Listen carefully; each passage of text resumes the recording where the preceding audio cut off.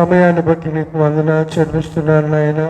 నేను ఎరుగని జ్ఞానాంగములో పుట్టి నీకే విరోధముగా పాపం చేసినప్పటికీ తండ్రి వీరేమి చేస్తున్నారో వీరెరుగురు కనుక వీరిని క్షమించమని పలికి యుక్త కాలంలో మమ్మల్ని దర్శించి మాలో ఉన్న ఈ లోక సంబంధమైన ప్రకృతి సంబంధమైన భూ సంబంధమైన జ్ఞానాన్ని తీసివేసి పైనుంచి వచ్చిన జ్ఞానాన్ని మాకు అనుగ్రహించి నీవు నిజమైన దేవుడు అని రక్షకుడు అని పరలోక రాజ్యానికి మార్గము సత్యము జీవమని ప్రత్యక్షపరుచుకుని మాకు ఇచ్చిన ధన్యతకై నీకు స్తోత్రాలు చెల్లిస్తున్నాం నాయన.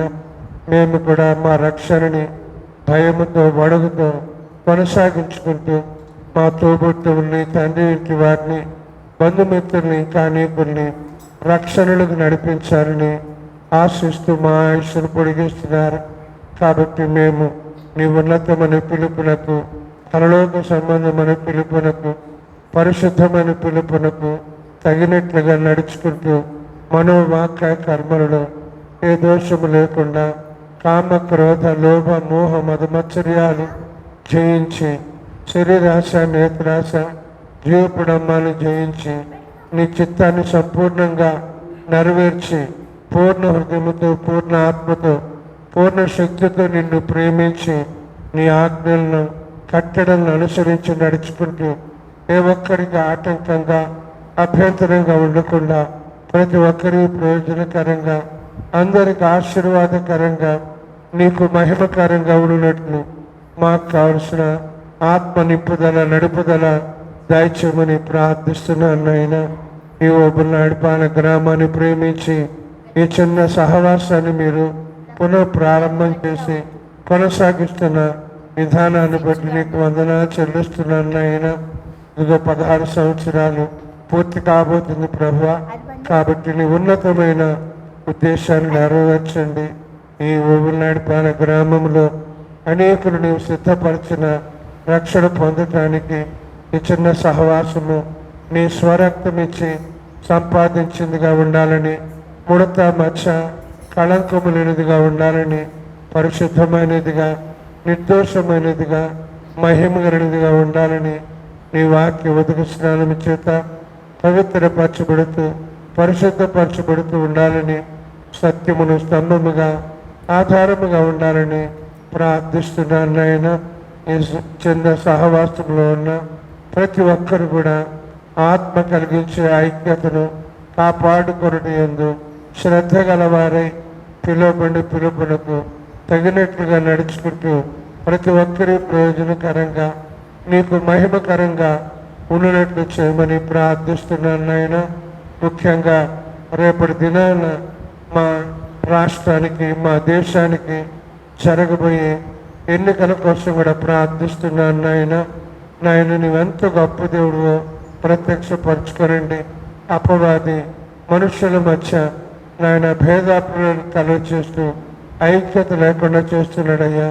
అయితే నాయన నీ బిడ్డలు ప్రతి ఒక్కరికి ఆశీర్వాదకరంగా ఉండినట్లు, ముఖ్యంగా జరగబోయే ఎలక్షన్స్లో కూడా అవాంఛనీయ సంఘటనలు జరగకుండా ఉన్నట్లు చేయమని ప్రార్థిస్తున్నాను నాయన.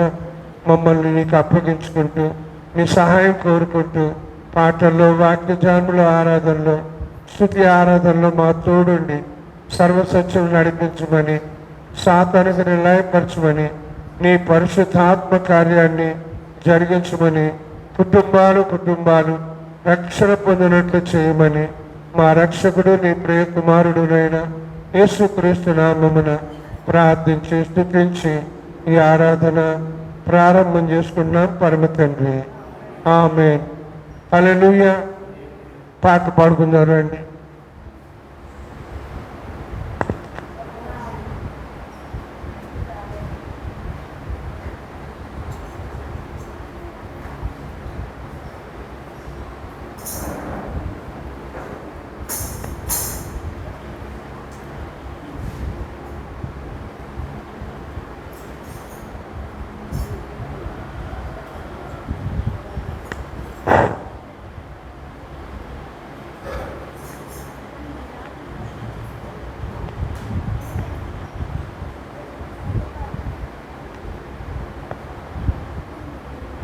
ఉపయోగపడతాయి. 130 130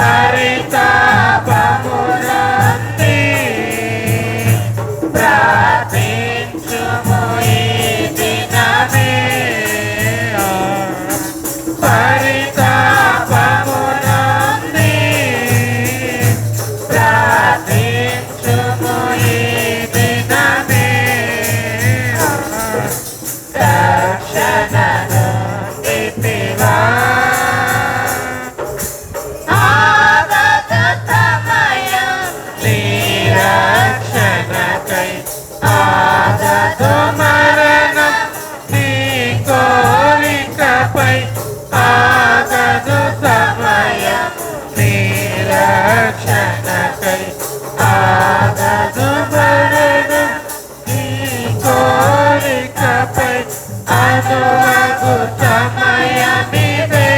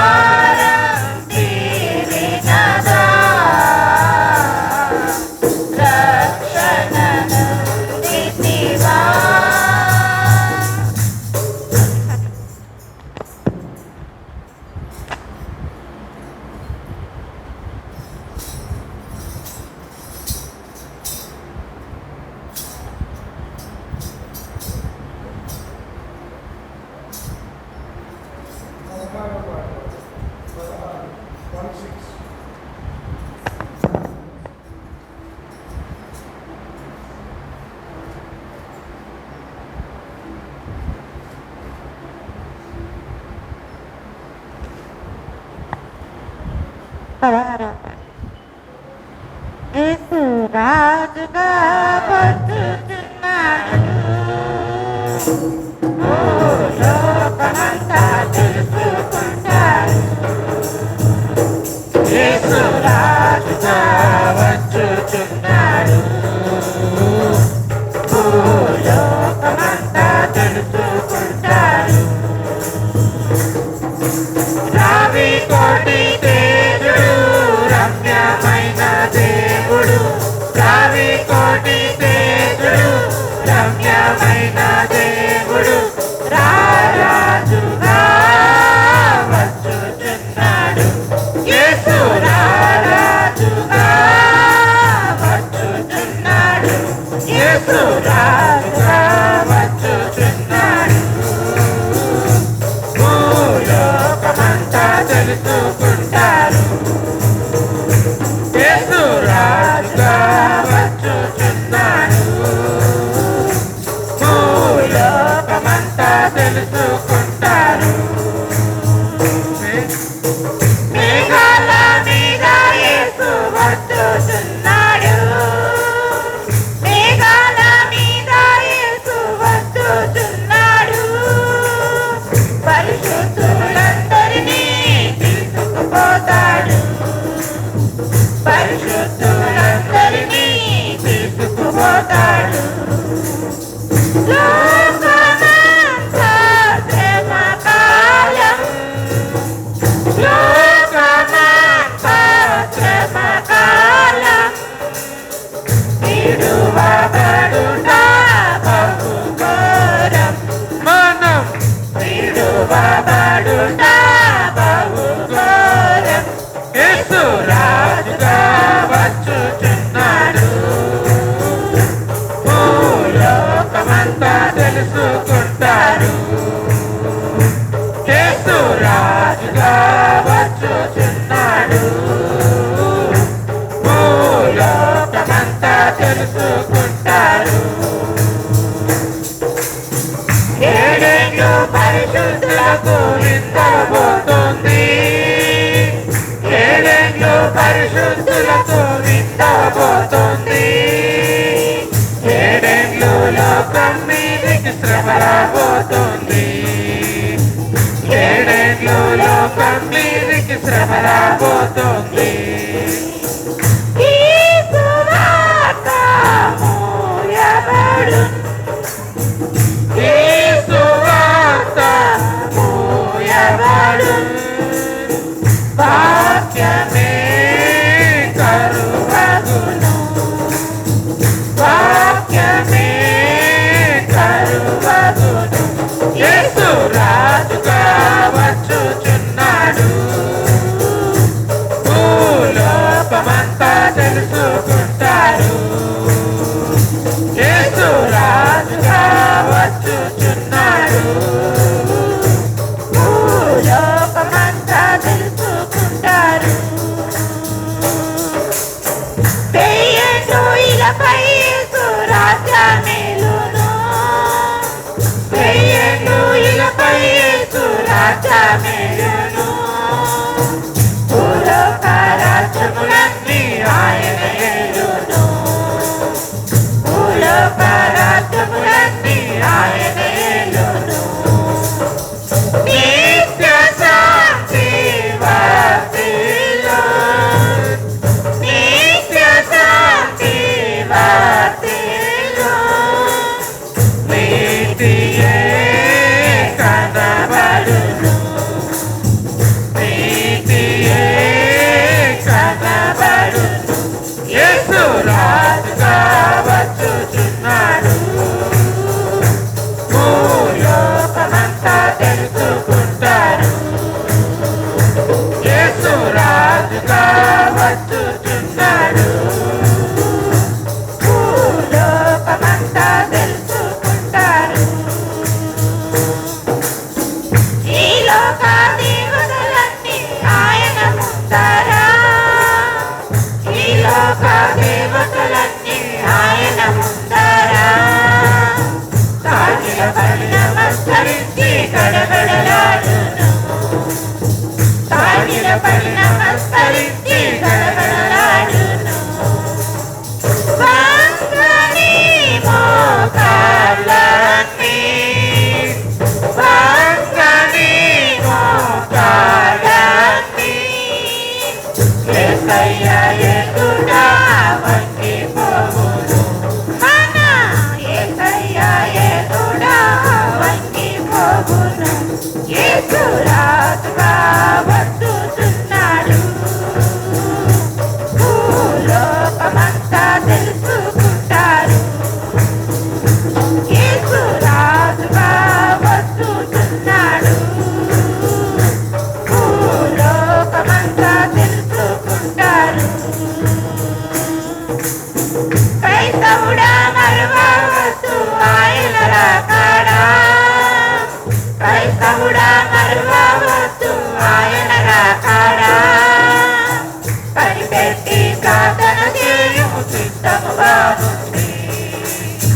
కనిపెట్టి ప్రార్థన చేయుము సిద్ధముగా ఉంది. రేపపాటున మారాలి, రేపపాటున మారాలి. యేసయ్య చెంతకు చేరాలి. మన యేసయ్య చెంతకు చేరాలి. యేసు రాజుగా వస్తున్నాడు. భూలోకమంతా తెలుసుకుంటారు. యేసు రాజుగా వస్తున్నాడు. భూలోకమంతా తెలుసుకుంటారు. రావి కోటి తేజుడు రమ్యమైన దేవుడు. రావి కోటి తేజుడు రమ్యమైన దేవుడు రారాజుగా వస్తున్నాడు. యేసు రారాజుగా వస్తున్నాడు. యేసు రాజుగా వస్తున్నాడు. భూలోకమంతా తెలుసుకుంటారు. యేసు రాజుగా వస్తున్నాడు. భూలోకమంతా తెలుసుకుంటారు. హల్లెలూయా.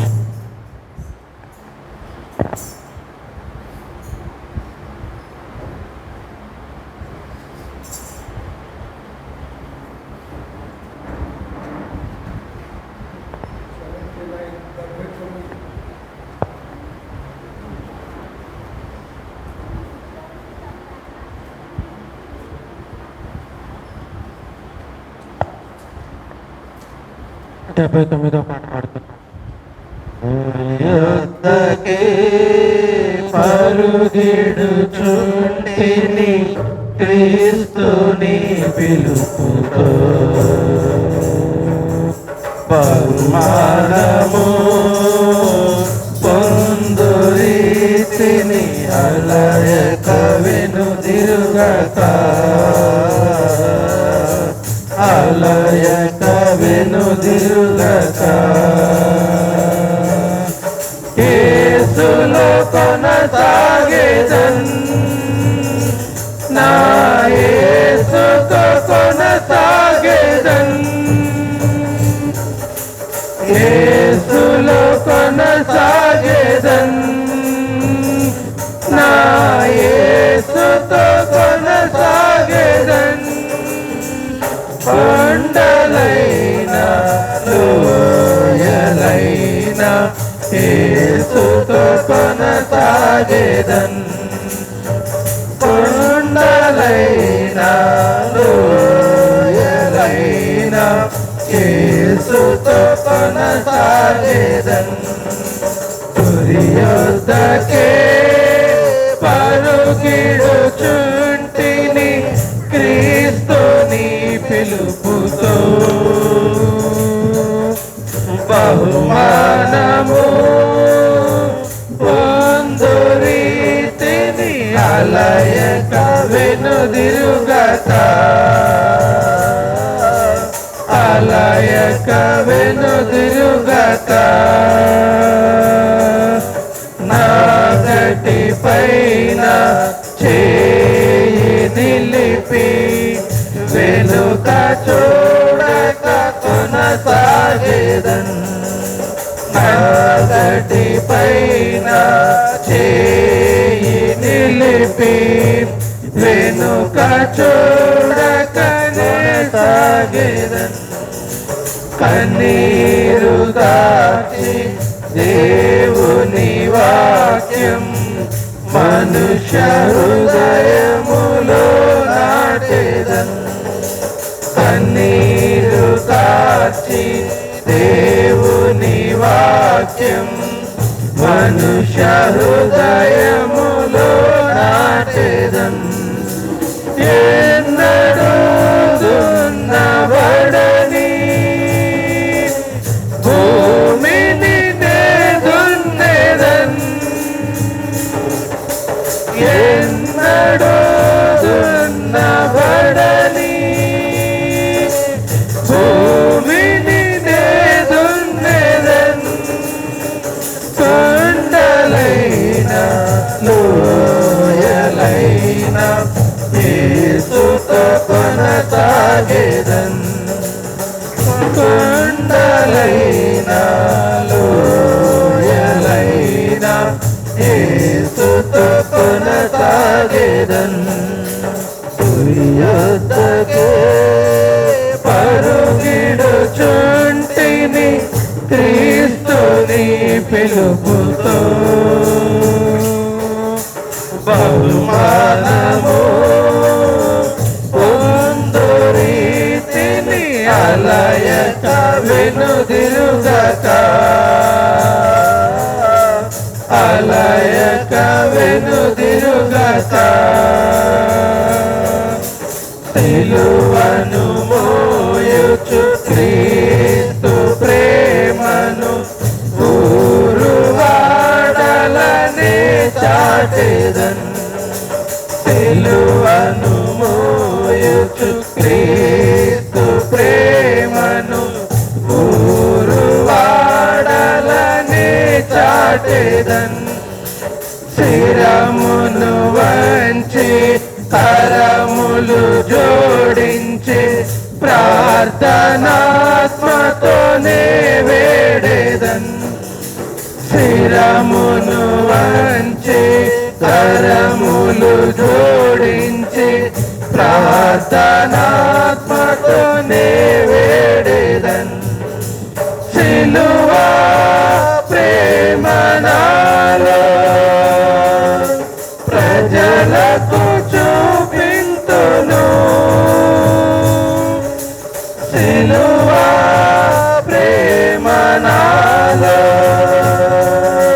ప్రజలకు చూపింతును కొండలైన లోయలైన యేసుతో కొనసాగేదన్ కొండలైన లోయలైన యేసుతో కొనసాగేదన్ గురి యొద్దకే పరుగిడుచుంటిని క్రీస్తుని పిలుపుతో బహుమానము పొందురీతిని అలయక వెనుదిరుగక అలయక వెనుదిరుగక నాశనమునకు జోగువారిని క్రీస్తు ప్రేమతో రక్షింతును నాశనమునకు జోగువారిని క్రీస్తు ప్రేమతో రక్షింతును నరకము నుండి మోక్షమునకు మార్గమేసని ప్రకటింతును నరకము నుండి మోక్షమునకు మార్గమేసని ప్రకటింతును నే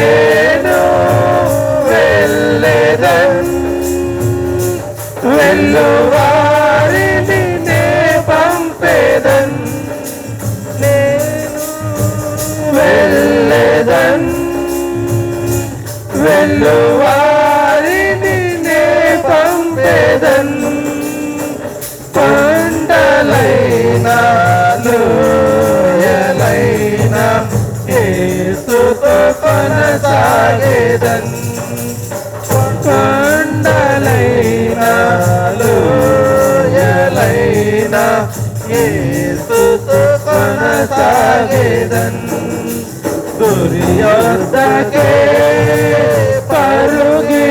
పరుగిడుచుంటిని క్రీస్తుని పిలుపుతో బహుమానము పొందురీతిని అలయక వెనుదిరుగక అలయక వెనుదిరుగక యేసులో కొనసాగేదన్ నా యేసుతో కొనసాగేదన్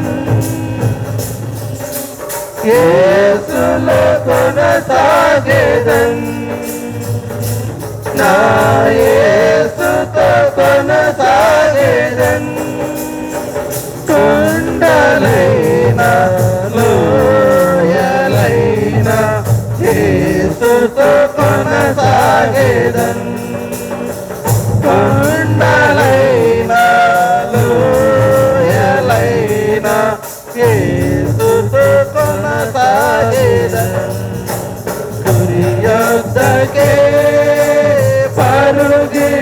పరుగిడుచుంటిని క్రీస్తుని పిలుపుతో బహుమానము పొందురీతిని అలయక వెనుదిరుగక అలయక వెనుదిరుగక హల్లెలూయా.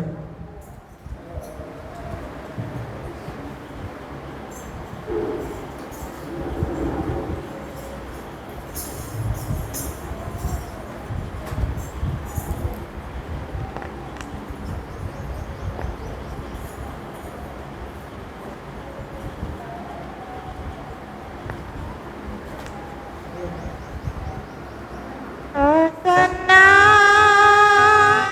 నీ నామము బలమైనది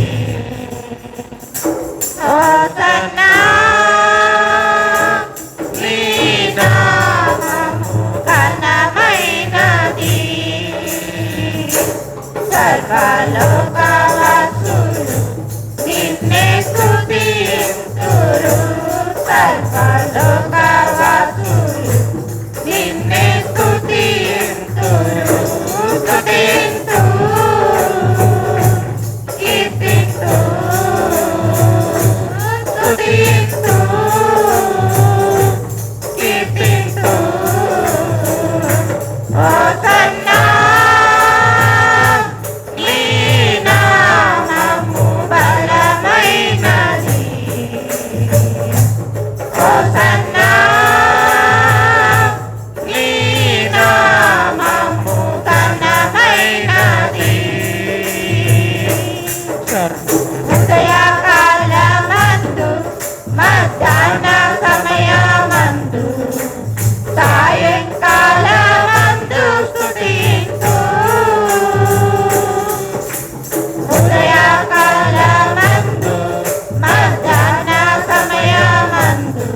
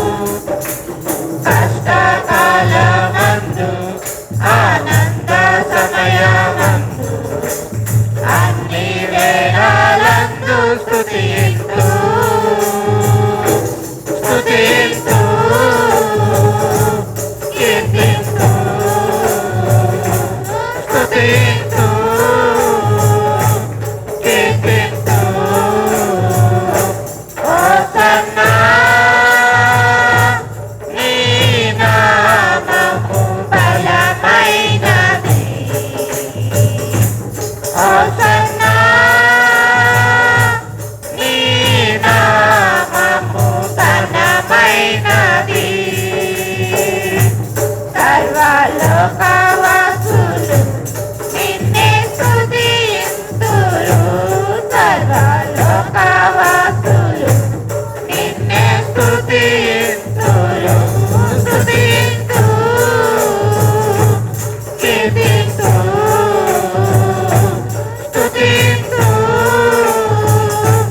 కీర్తింతు హోసన్నా నీ నామము బలమైనది హోసన్నా నీ నామము ఘనమైనది నా కన్నుల కన్నీరు తుడిచిన యేసయ్యకే ఆరాధన ఆరాధన నా కన్నుల కన్నీరు తుడచి యేసయ్యకే ఆరాధన ఆరాధన ఆరాధన ఆరాధన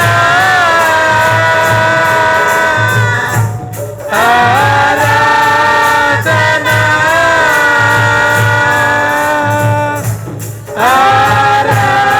ఆరాధన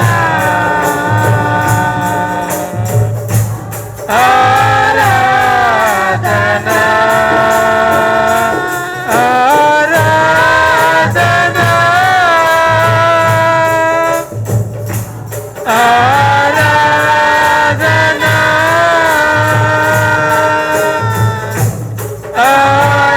ఆరాధన ఆరాధన నా హృదయపు వాకిట నిలచిన యేసయ్యకే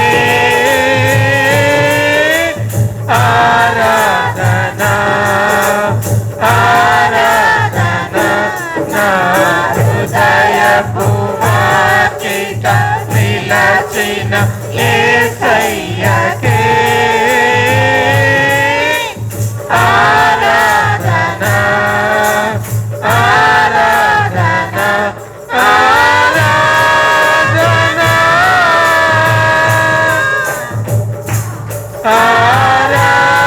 ఆరాధన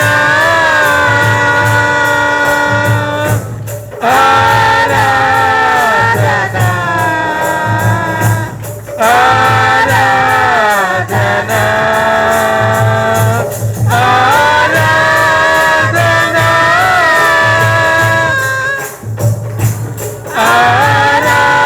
ఆరాధన ఆరాధన ఆరాధన తన వాక్యముతో నన్ను కాల్చిన యేసయ్యకే ఆరాధన ఆరాధన తన వాక్యముతో నన్ను కాల్చిన యేసయ్యకే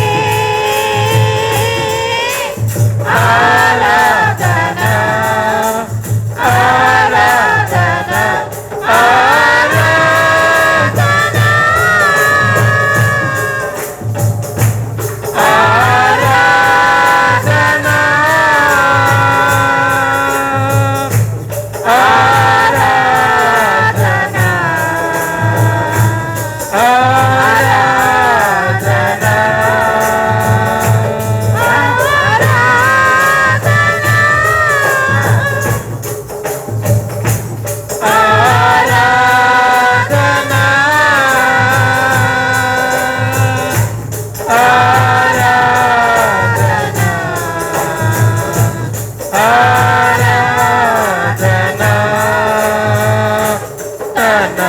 రక్తముతో నన్ను కడిగిన యేసయ్యకే ఆరాధన ఆరాధన తన రక్తముతో నన్ను కడిగిన యేసయ్యకే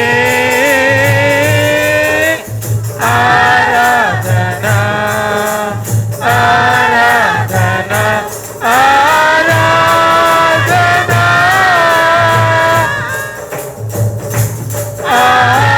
ఆరాధన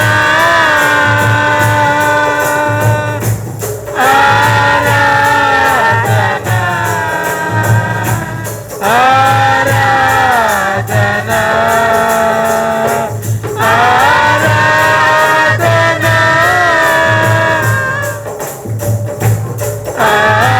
ఆరాధన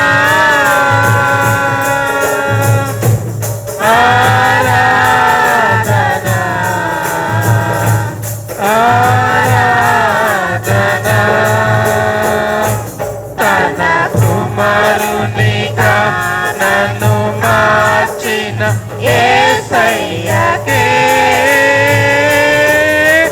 ఆరాధన ఆరాధన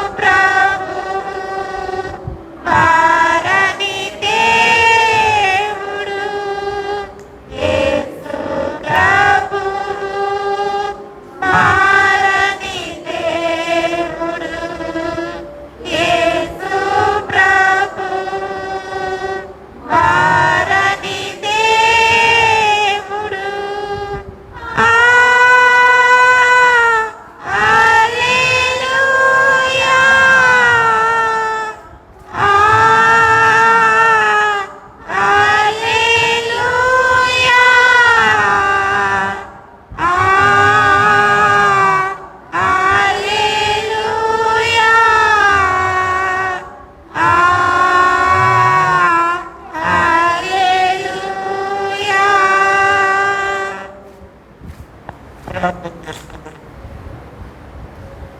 మహాపరిశుద్ధులు మా ప్రియ పరలోకపు తండ్రి, నీ పరిశుద్ధమైన పాదములకు ఉదయకాల సమయమున స్థుతులు స్తోత్రములు చెల్లిస్తున్నాం. నేను గడిచిన దినాలంతా మమ్మల్ని కాచి కాపాడి నీ ప్రభువుల భద్రపరిచి మరొక పునరుత్థాన దినాన్ని అనుగ్రహించి నీ మందిరంలో చేర్చి నిన్ను కీర్తన ద్వారా వ్యక్తపరచడానికి, ఆరాధించడానికి, నీ మాటలు ధ్యానించుకోవడానికి మాకు ఇచ్చిన సజీవత్వాన్ని బట్టి, సమయాన్ని బట్టి నీకు వందనాలు చెల్లిస్తున్నాం. నైనా తండ్రి, కుమార, పరిశుద్ధాత్మ త్రిత్వమైన దేవ, ఎంతోమంది సమయాన్ని చూడలేక నిత్యత్వంలో ప్రవేశించారయ్యా. మరెంతోమంది సజీవులుగా ఉన్నప్పటికీ నీ సన్నిధికి రావట్లేదు, నీవు సిద్ధపరిచిన రక్షణ పొందట్లేదయ్యా. అయితే దీర్ఘశాంతాన్ని చూపిస్తున్నావు నాయన. కాబట్టి మేము కూడా నీ ఉన్నతమైన ఉద్దేశాన్ని తెలుసుకొని మా జీవితానికి అన్వయింప చూసుకొని అలా నడుచుకోవడానికి సహాయం చేయండి నాయన. ముఖ్యంగా ఈ చిన్న సహవాసము నీ ఉన్నతమైన ఉద్దేశాన్ని సంపూర్ణంగా నెరవేర్చడానికి సహాయం చేయండి నాయన.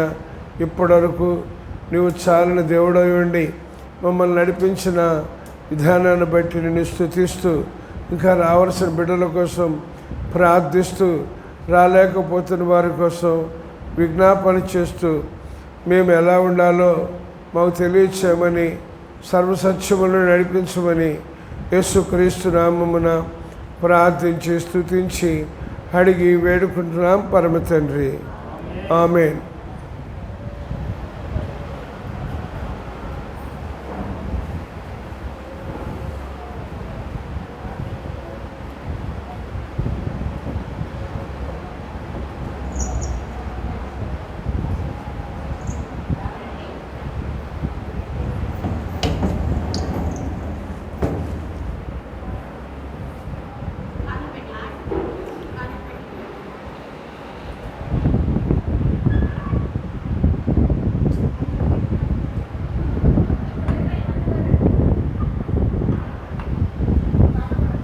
దేవుని వాక్యం ధ్యానం చేసుకుందాం.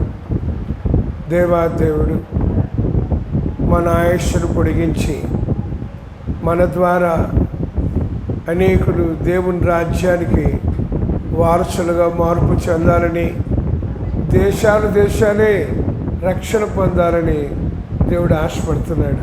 హల్లెలూయా. కాబట్టి దేవుని వాక్యం చదువుకుందాం. దినవృత్తాంతాలు 2వ గ్రంథం,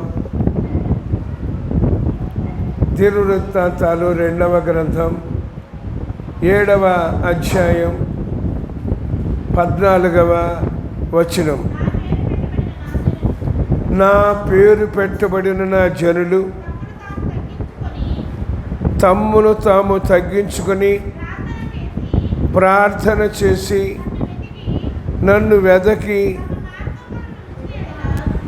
తమ చెడు మార్గములను విడిచిన యెడల ఆకాశము నుండి నేను వారి ప్రార్థనలు విని వారి పాపమును క్షమించి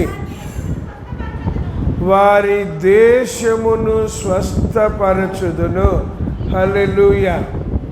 చిన్న ప్రార్థన చేసుకుందాం. మహాపరిశుద్ధుడు మా తండ్రి, మరోసారి నీకు వందనాలు స్తోత్రాలు చెల్లిస్తున్నాం నాయన. నిన్ను స్వంత రక్షకునిగా అంగీకరించిన మేము మా దేశాన్ని, ఇంకా అనేక దేశాలని స్వస్థపరచాలని, బాగు చేయాలని మీరు ఆశపడుతూ మా ఆయుష్ను పొడిగిస్తున్నారు. ఎన్నో దేశాల్లో, ఎన్నో రాష్ట్రాల్లో సమాధానం లేకుండా ఒకరిని ఒకరు పొడుచుకుంటూ, ఒకరినొకరు చంపుకుంటూ నెమ్మది లేకుండా ఉంటున్నారు నాయన. అయితే నిన్ను స్వంత రక్షకునిగా అంగీకరించిన మా ద్వారా దేశాలు, రాష్ట్రాలు, ఇంకా అనేకులు రక్షణ పొందాలని, నెమ్మది కలిగి ఉండాలని మీరు కోరుకుంటున్నారు. కాబట్టి మా ముందుకు తీసుకుని వచ్చిన ఈ వాక్య భాగంలో నుండి మాకు కావలసిన ఆత్మ సంబంధమైన విషయాలు తెలియచేయమని ప్రార్థిస్తున్నాను నాయన.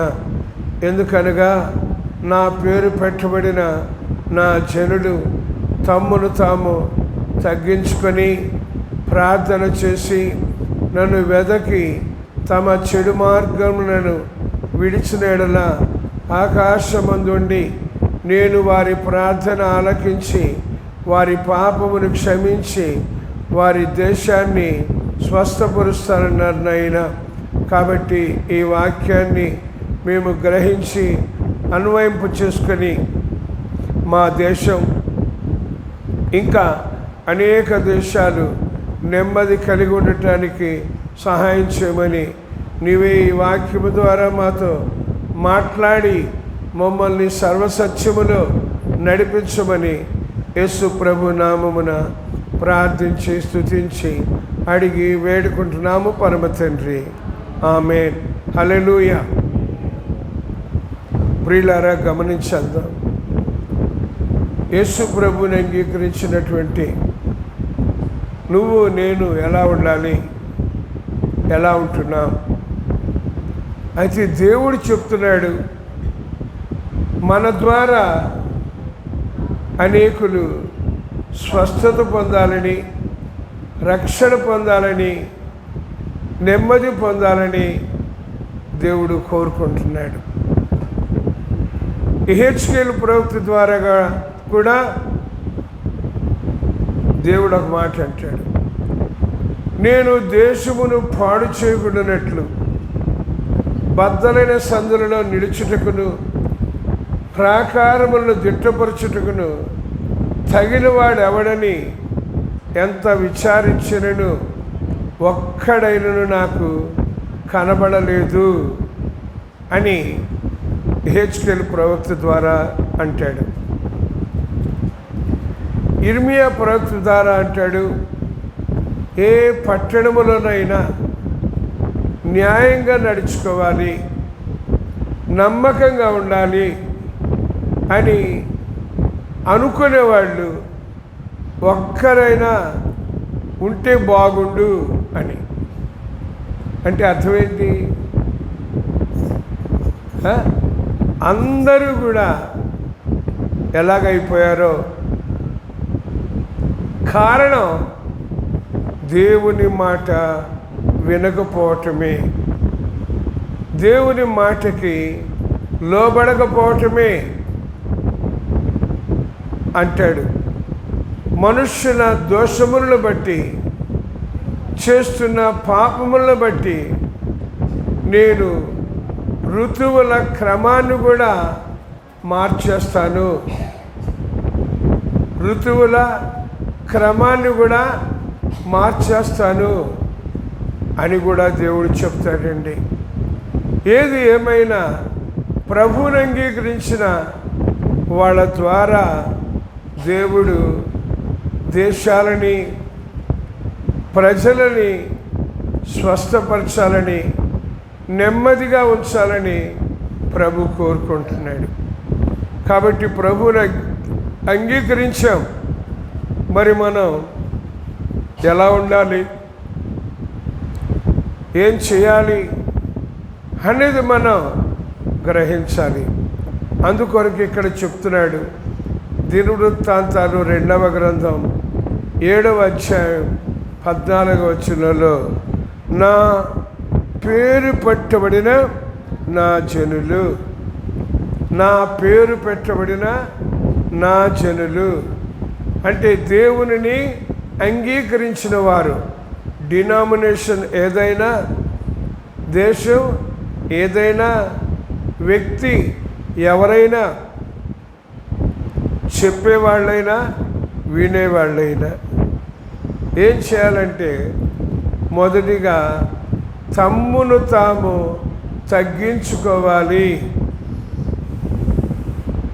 తమ్మును తాము తగ్గించుకోవాలి. రెండవదిగా ఆయనను ప్రార్థన చేయాలి. రెండవదిగా ప్రార్థన చేయాలి. మూడవదిగా ఆయనను వెదకాలి. నాలుగవదిగా చెడుతనాన్ని, చెడు మార్గాలని విడిచిపెట్టాలి. అప్పుడు దేవుడు ఆకాశమందుండి వారి ప్రార్థనను ఆలకిస్తాడట, వారి దేశాన్ని స్వస్థపరుస్తాడట, నెమ్మదిగా ఉంచుతాడట. కాబట్టి ప్రభువా, మా దేశం స్వస్థత పొందాలి, నెమ్మదిగా ఉండాలి. ఎందుకంటే జనముల మధ్య సమాధానం లేదండి. ఒకళ్ళ మీద ఒకళ్ళు రకరకాలుగా వ్యతిరేకంగా ప్రవర్తిస్తున్నారు, చంపుకుంటున్నారు. కాబట్టి అలాంటి పరిస్థితి ఉండకుండా ఉండాలి అంటే ప్రభువుని అంగీకరించినటువంటి నువ్వు, నేను, మరొకళ్ళైనా కూడా చేయాల్సింది అది. మనల్ని మనం తగ్గించుకోవాలి. తర్వాత ప్రార్థన చేయాలి, పాపం చేయకూడదు. ప్రార్థన చేయాలి. తర్వాత ఆయనను వెదకాలి, దేవునిని వెదకాలి. తర్వాత చెడు మార్గాలని, చెడుతనాన్ని విడిచిపెట్టాలి. అప్పుడు దేవుడు ఆకాశమందుండి వారి ప్రార్థనను వింటాడట, వారి దేశాన్ని, వాళ్ళ కుటుంబాలని స్వస్థపరుస్తాడట, నెమ్మదిగా ఉంచుతాడట. కాబట్టి నువ్వు నేను కూడా ఈ 4 విషయాల్ని ఆలోచన చేద్దాం. చూడండి, యేసు ప్రభు కూడా లూకా సువార్తలో 18వ అధ్యాయంలో ఇలా చెప్తారు. ప్రార్థన చేయటానికి 2 వ్యక్తులు దేవుని మందిరానికి వెళ్ళారట. ప్రార్థన చేయటానికి 2 వ్యక్తులు దేవుని మందిరానికి వెళ్ళారట. వాళ్ళలో ఒకతను పరిసయ్యుడు, మరొకతను సుంకరి. ఒకతను పరిసయ్యుడు, మరొకతను సుంకరి. పరిసయ్యుడు నిలబడి ప్రార్థన చేస్తున్నాడంట. దేవా, నేను చోరుల వలె, వ్యభిచారుల వలె, ఇతర మనుష్యుల వలె, ఈ సుంకర వలె ఉండనందుకు నీకు కృతజ్ఞతాస్తుతులు చెల్లిస్తున్నాను అని. తర్వాత వారానికి 2 పర్యాయములు ఉపవాసం ఉంటున్నాను అని.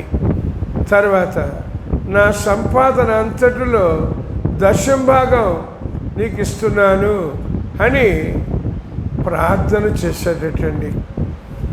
ప్రార్థన చేశాడట. ఏమని ప్రార్థన చేశాడంట? చోరుల వలె, వ్యభిచారుల వలె, ఇతర మనుష్యుల వలె, ఈ సుంకర వలె ఉండనందుకు నీకు కృతజ్ఞతాస్తుతులు చెల్లిస్తున్నాను అని చెప్పారండి.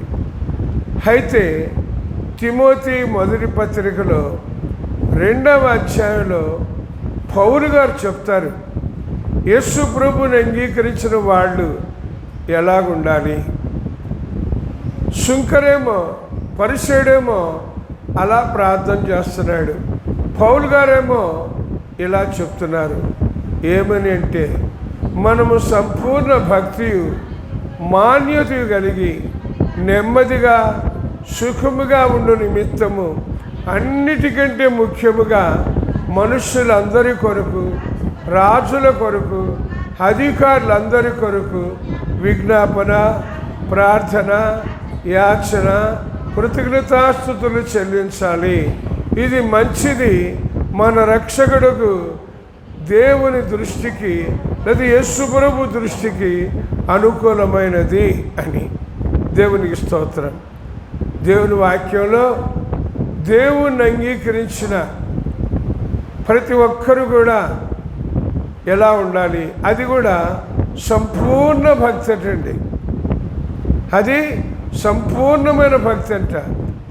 మనమేమో భక్తి అంటే ఏదేదో అనుకుంటుంటాం, ఏదేదో చేస్తుంటాం, రకరకాల పద్ధతుల్ని అనుసరిస్తుంటాం. ఏది ఏమైనా దేవుని దృష్టికి మాత్రం సంపూర్ణమైన భక్తి ఏమిటి? నెమ్మదిగా సుఖముగా బ్రతకాలంటే ఏం చేయాలి అంటే చెప్తున్నాడు దేవుడు. మనుష్యులందరి కొరకు, రాజుల కొరకు, అధికారులందరి కొరకు, మనుష్యులందరి కొరకు, రాజుల కొరకు, అధికారులందరి కొరకు విజ్ఞాపన చేయాలట, ప్రార్థన చేయాలట, యాచన చేయాలట, కృతజ్ఞతాస్తుతులు చెల్లించాలట. ఇది దేవుని దృష్టికి మంచిదట, దేవుని దృష్టికి అనుకూలమైనదట. ఇప్పుడు రేపు ఎలక్షన్ జరుగుతున్నాయండి. మన రాష్ట్రంలో ఇంకా వేరే వేరే రాష్ట్రాల్లో కూడా జరుగుతున్నాయి ఎలక్షన్స్. ఇప్పటికీ కొన్ని చోట్ల జరిగినాయి, ఇప్పుడు రేపు జరగబోతున్నాయి, మరలా ఇంకా జరుగుతాయి. కొన్ని ప్రాంతాల్లో ఏం చేయాలట? అందరి కొరకు మనం ప్రార్థన చేయాలటండి. హల్లెలూయా! అందరి కొరకు ప్రార్థన చేయాలట. ఎందుకంటే కొన్ని చోట్ల బాంబులు వేసుకుంటున్నారట, కొన్ని చోట్ల రాళ్ళు వేసుకుంటున్నారట, కొన్ని చోట్ల ఒకళ్ళనొకళ్ళు కొట్టుకుంటున్నారట, చంపుకుంటున్నారట. జరుగుతున్న విషయాలు అవి. అయితే ప్రభువుని అంగీకరించిన మనమైతే ఏం చేయాలట? అందరి కొరకు ప్రార్థన చేయాలి. దేవునికి స్తోత్రం. ఫలానా పార్టీ, ఫలానా నాయకుడు అని కాదు, అందరి కొరకు, అందరి కొరకు ప్రార్థన చేయాలి. ఎందుకంటే పరిశుద్ధ గ్రంథంలో దేవుడు రాస్తాడు, ఆయన సర్వాధికారి, ఆయన సర్వాధికారి. 2, సర్వశరీరులకు దేవుడు, సర్వశరీరులకు దేవుడు. ఇంకా భూమి మీద ఉన్న రాజ్యములన్నిటినీ ఏలే దేవుడు. హల్లెలూయా! అందుకొరకే యేసు ప్రభు చెప్తారు, భూమి మీద పరలోకం మీద నాకు సర్వాధికారము ఇయ్యబడి ఉన్నది అని. భూమి మీద పరలోకం మీద సర్వాధికారము ఇయ్యబడి ఉన్నది. భూమి మీద ఎన్నో దేశాలు ఉన్నాయండి, ఎన్నో దేశాలు ఉన్నాయి. ఒక్కొక్క దేశంలో ఎన్నో రాష్ట్రాలు ఉన్నాయి, ఒక్కొక్క రాష్ట్రంలో ఎన్నో జిల్లాలు ఉన్నాయి, ఎన్నో పట్టణాలు ఉన్నాయి, ఎన్నో నగరాలు ఉన్నాయి, ఎన్నో మండలాలు ఉన్నాయి, గ్రామాలు ఉన్నాయి. అయితే దేవుడు అంటాడు, వీటన్నిటి మీద ఆయనకు ఒక్కడికే సర్వాధికారం ఉన్నదటండి. భూలోకంలో అన్ని దేశాల మీద సర్వాధికారము ఆయనకు ఒక్కడికే ఉంది.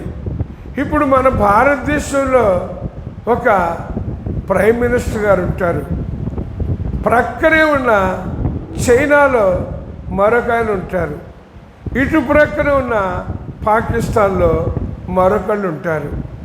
మన భారతదేశంలో ఉన్న ప్రధానమంత్రి గారికి చైనాలో అధికారం ఉండదు, పాకిస్తాన్లో అధికారం ఉండదు. అలాగే పాకిస్తాన్లో చైనాలో ఉన్న మంత్రులకి, ప్రధానమంత్రులకి మన దేశంలో అధికారం ఉండదు. అయితే దేవుడు అంటాడు, భూమి మీద అన్ని దేశాల మీద ఆయనకి అధికారం ఉంది. కాబట్టి అటువంటి దేవుణ్ణి తెలుసుకున్న మనం ఆ దేవునికి ప్రార్థన చేయాలి. ప్రభువా, ప్రతి దేశం సంతోషంగా ఉండాలి, సుఖంగా ఉండాలి, నెమ్మదిగా ఉండాలి. ఎవరిని ఎవరు కూడా చంపుకోకూడదు, పొడుచుకోకూడదు, హత్యలు చేసుకోకూడదు, బాధ పడకూడదు. అది దేవుని ప్రజలకి దేవుడిచ్చిన ప్రధాన కర్తవ్యం అండి. ప్రధాన కర్తవ్యం అందరి కొరకు ప్రార్థన చేయాలి. ఎందుకంటే అందరినీ దేవుడే సృష్టించాడు, అందరినీ దేవుడే సృష్టించాడు, నిర్మించాడు. అయితే రోమా పత్రికలో 5వ అధ్యాయంలో చెప్తాడు, ఒకని ద్వారా పాపము లోకంలో ఎలాగూ ప్రవేశించినో మనుషులందరూ పాపము చేసినందున మరణము అందరికీ సంప్రాప్తమాయను. ఒక వ్యక్తి పాపం చేశాడండి. ఎవరు ఆయన? ఆదాము భార్య అయిన హవ్వ పాపం చేశారు. అంటే వాళ్ళు ఏం చేశారు? వద్దు అన్న పండు తిన్నారంతే, వద్దు అన్న పండు తిన్నారంతే. అదే పాపం. ఆ విషయం చాలా మంది తెలియక పాపం అంటే రకరకాలుగా ఆలోచన చేస్తూ ఉంటారు. అందుకొరకే యోహాను రాసిన మొదటి పత్రికలో 3వ అధ్యాయంలో చెప్తాడు, ఆజ్ఞ అతిక్రమమే పాపము, ఆజ్ఞ అతిక్రమమే పాపము. దేవుడిచ్చిన ఆజ్ఞని అతిక్రమించడమే పాపమట. అయితే ఈ రోజున చాలా మందికి అతిక్రమించారా అనుసరించారా తెలియట్లా. అతిక్రమించారా అనుసరించారా తెలియట్లా. ఎందుకంటే వాళ్ళకి దేవుడిచ్చిన ఆజ్ఞలేంటో తెలియదు. దానికి మరొక కారణం ఏంటంటే ప్రభువుని అంగీకరించిన వాళ్ళు కూడా ఆజ్ఞలన్నిటినీ అనుసరించట్ల. ప్రభువుని అంగీకరించిన వాళ్ళు కూడా ఆజ్ఞలని అన్నిటినీ అనుసరించట్ల. తత్ఫలితంగా తెలియని వాళ్ళు తెలుసుకోలేకపోతున్నారు, తెలిసిన వాళ్ళు అనుసరించకపోవటం వలన అడ్డుబండలుగా ఉంటున్నారు. అదే ప్రభు చెప్తారు, వేషధారులైన శాస్త్రులారా పరిసయ్యులారా, మీరు పరలోకంలో ప్రవేశించరు, ప్రవేశించి వారిని ప్రవేశింపనియ్యరు, మీరు అడ్డుబండలుగా ఉన్నారు అంటాడండి. అదే వేషధారులైన శాస్త్రుల్ని పరిసయ్యుల్ని ఉద్దేశించి ప్రభు ఇంకో మాట చెప్తారు. ఏంటంటే ఒకరిని మీ మతములో కలుపుకోవటానికి భూమి అంతాలు తిరిగి వస్తారు. అంటే రకరకాల దేశాలకు వెళ్తారు. అతడు మీ మతములో కలిసిన తర్వాత అతనిని మీకంటే 2 అంతలు నరకపాత్రునిగా చేయుచున్నారు అంటాడండి. కాబట్టి చాలామందికి ఈ విషయం తెలియక క్రైస్తవ్యం అనేది కూడా ఒక మతం అనుకుంటున్నారు. చాలా పెద్ద పొరపాటు అది. క్రైస్తవ్యం అనేది మతం కాదండి, మార్గం. యేసు ప్రభు చెప్పారు, నేనే మార్గము సత్యము జీవమునై ఉన్నాను, నా ద్వారానే తప్ప ఎవ్వరు తండ్రి వద్దకు చేరరు. ఇది యేసు ప్రభు చెప్పిన మాట.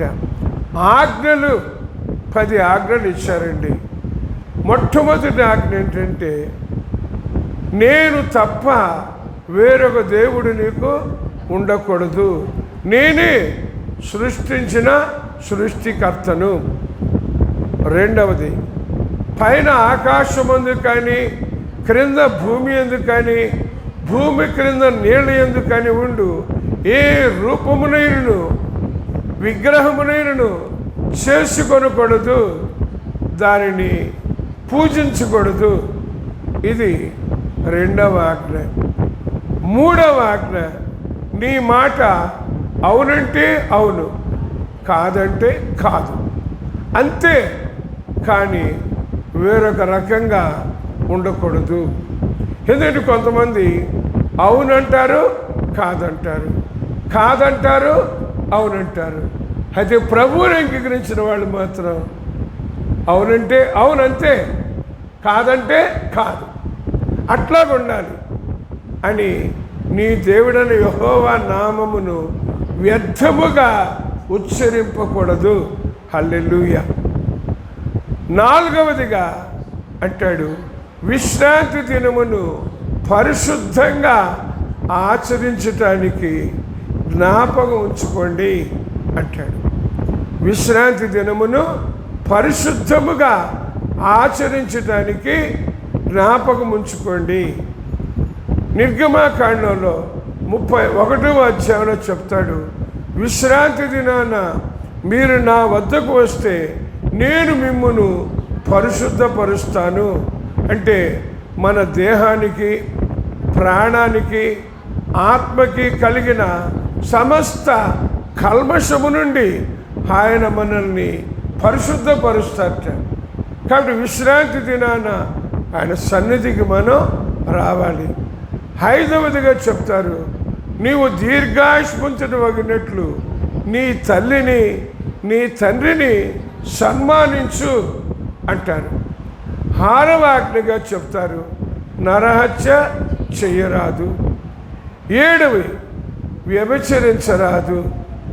8 దొంగిలించరాదు. 9 అబద్ధం మాట్లాడరాదు.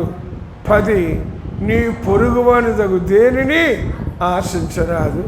ఇది 10 ఆజ్ఞలండి. అనుసరించారా, అతిక్రమించారా? అనుసరించారా, అతిక్రమించారా? నేను ప్రభువుని అంగీకరించిన దగ్గర నుంచి నేను ఆశపడేది అదే. ఈ 10 ఆజ్ఞల్లో ఏది కూడా నేను అతిక్రమించకూడదు. ఏది నేను అతిక్రమించకూడదు. అన్నిటినీ నేను అనుసరించాలి. ఈ లోకంలో ఉండాల్సిందే. అయితే అంటాడు, యోహాను రాసిన మొదటి పత్రిక 2వ అధ్యాయంలో, లోకములో ఉన్నదంతయు శరీరాశ, నేత్రాశ, జీవకుడంబము, ఇవి తండ్రి వలన కలిగినవి కావు. లోకములో ఉన్నదంతా శరీరాశ, నేత్రాశ, జీవకుడంబము, ఇవి తండ్రి వలన కలిగినవి కావు.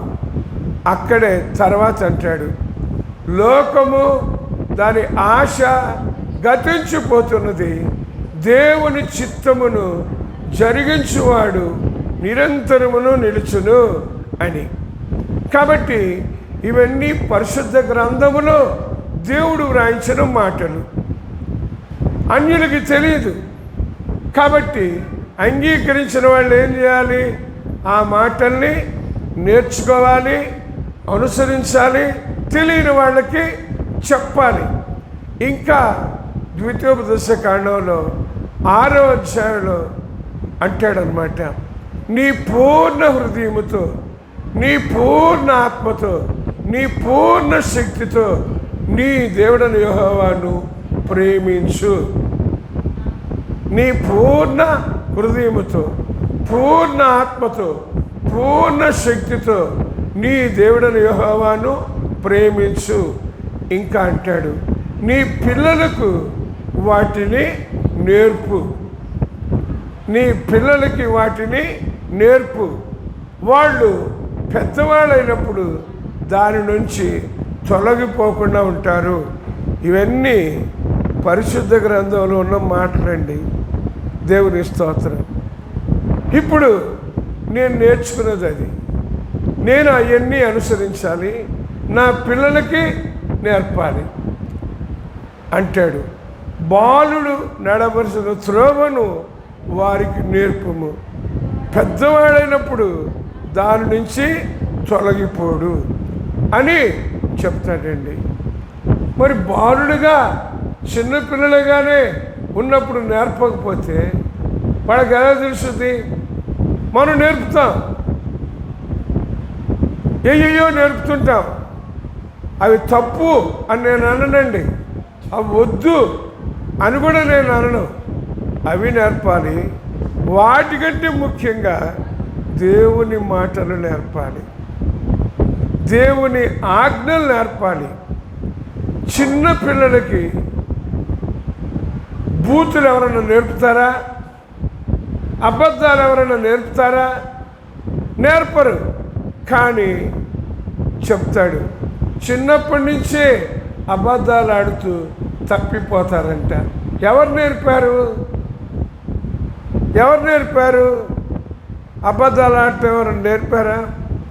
బూతులు మాట్లాడటం ఎవరు నేర్పారా?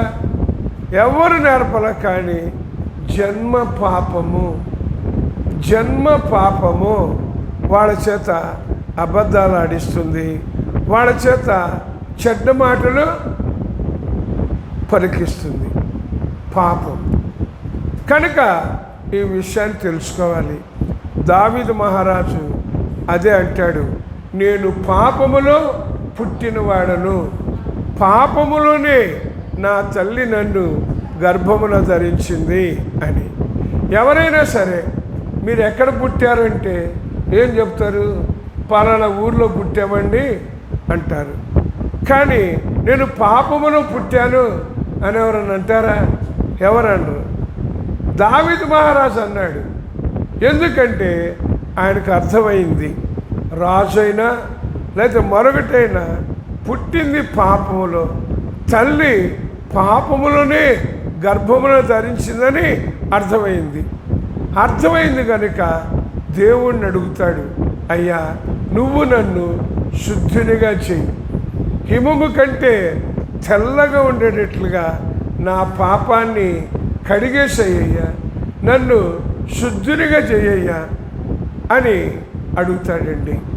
అలాగే మనం కూడా ఈ విషయం తెలుసుకొని మన పాపములు కడిగే శక్తి ఆయనకు ఒక్కడికే ఉందండి. అది కూడా ఎలాగంటే ఆయన రక్తము ద్వారా, రక్తము చిందించకుండా పాపము పరిహారము కాదు, లేదా పాపము కడగబడదు. సర్వపాప పరిహారం రక్త ప్రోక్షణం అవశ్యం, తద్రక్తం పరమాత్మేణం పుణ్యదాన బలియాగం. సర్వ పాపాలు పరిహరించబడాలంటే రక్తం ప్రోక్షించబడాలి. రక్త ప్రోక్షణ లేకుండా పాపము పరిహారం కాదు. అది కూడా తద్రక్తం పరమాత్మేణం పుణ్యదాన బలియాగం. ఆ రక్తము కూడా పరమాత్మునిదై పుణ్యమును దానం చేసి బలైపోవాలి. ఈ లోకంలో దేవుళ్ళు అనబడిన వారు, దేవతలు అనబడిన వారు, అవతార పురుషులు, దైవాంశ సంభూతులు, ఇలవేల్పులు, కులదైవాలు అనబడిన వారు ఎంతోమంది ఉన్నారు. కానీ మానవ పాప పరిహారం కొరకు ఎవ్వరు కూడా అటువంటి త్యాగం చేయలేదండి. యేసు ప్రభు ఒక్కరే మానవ పాప పరిహారం కొరకు గొప్ప త్యాగం చేశారు. ఏంటంటే మానవులు తలంపుల ద్వారా చేసిన పాపం పోవాలని, ఆలోచనల ద్వారా చేసిన పాపం పోవాలని శిరస్సులో ముండ్ల కిరీటం పెట్టించుకున్నారు. తర్వాత చూపుల ద్వారా చేసిన పాపం పోవాలని, మాటల ద్వారా చేసిన పాపం పోవాలని, తినిన పదార్థాల ద్వారా, త్రాగిన పానీయాల ద్వారా వచ్చిన పాపం పోవాలని, వినిన మాటలను బట్టి మనలో ప్రవేశించిన పాపం పోవాలని తన ముఖమును చెక్కుముకు రాతి వలె చెక్కించుకుని రక్తం కార్చారండి.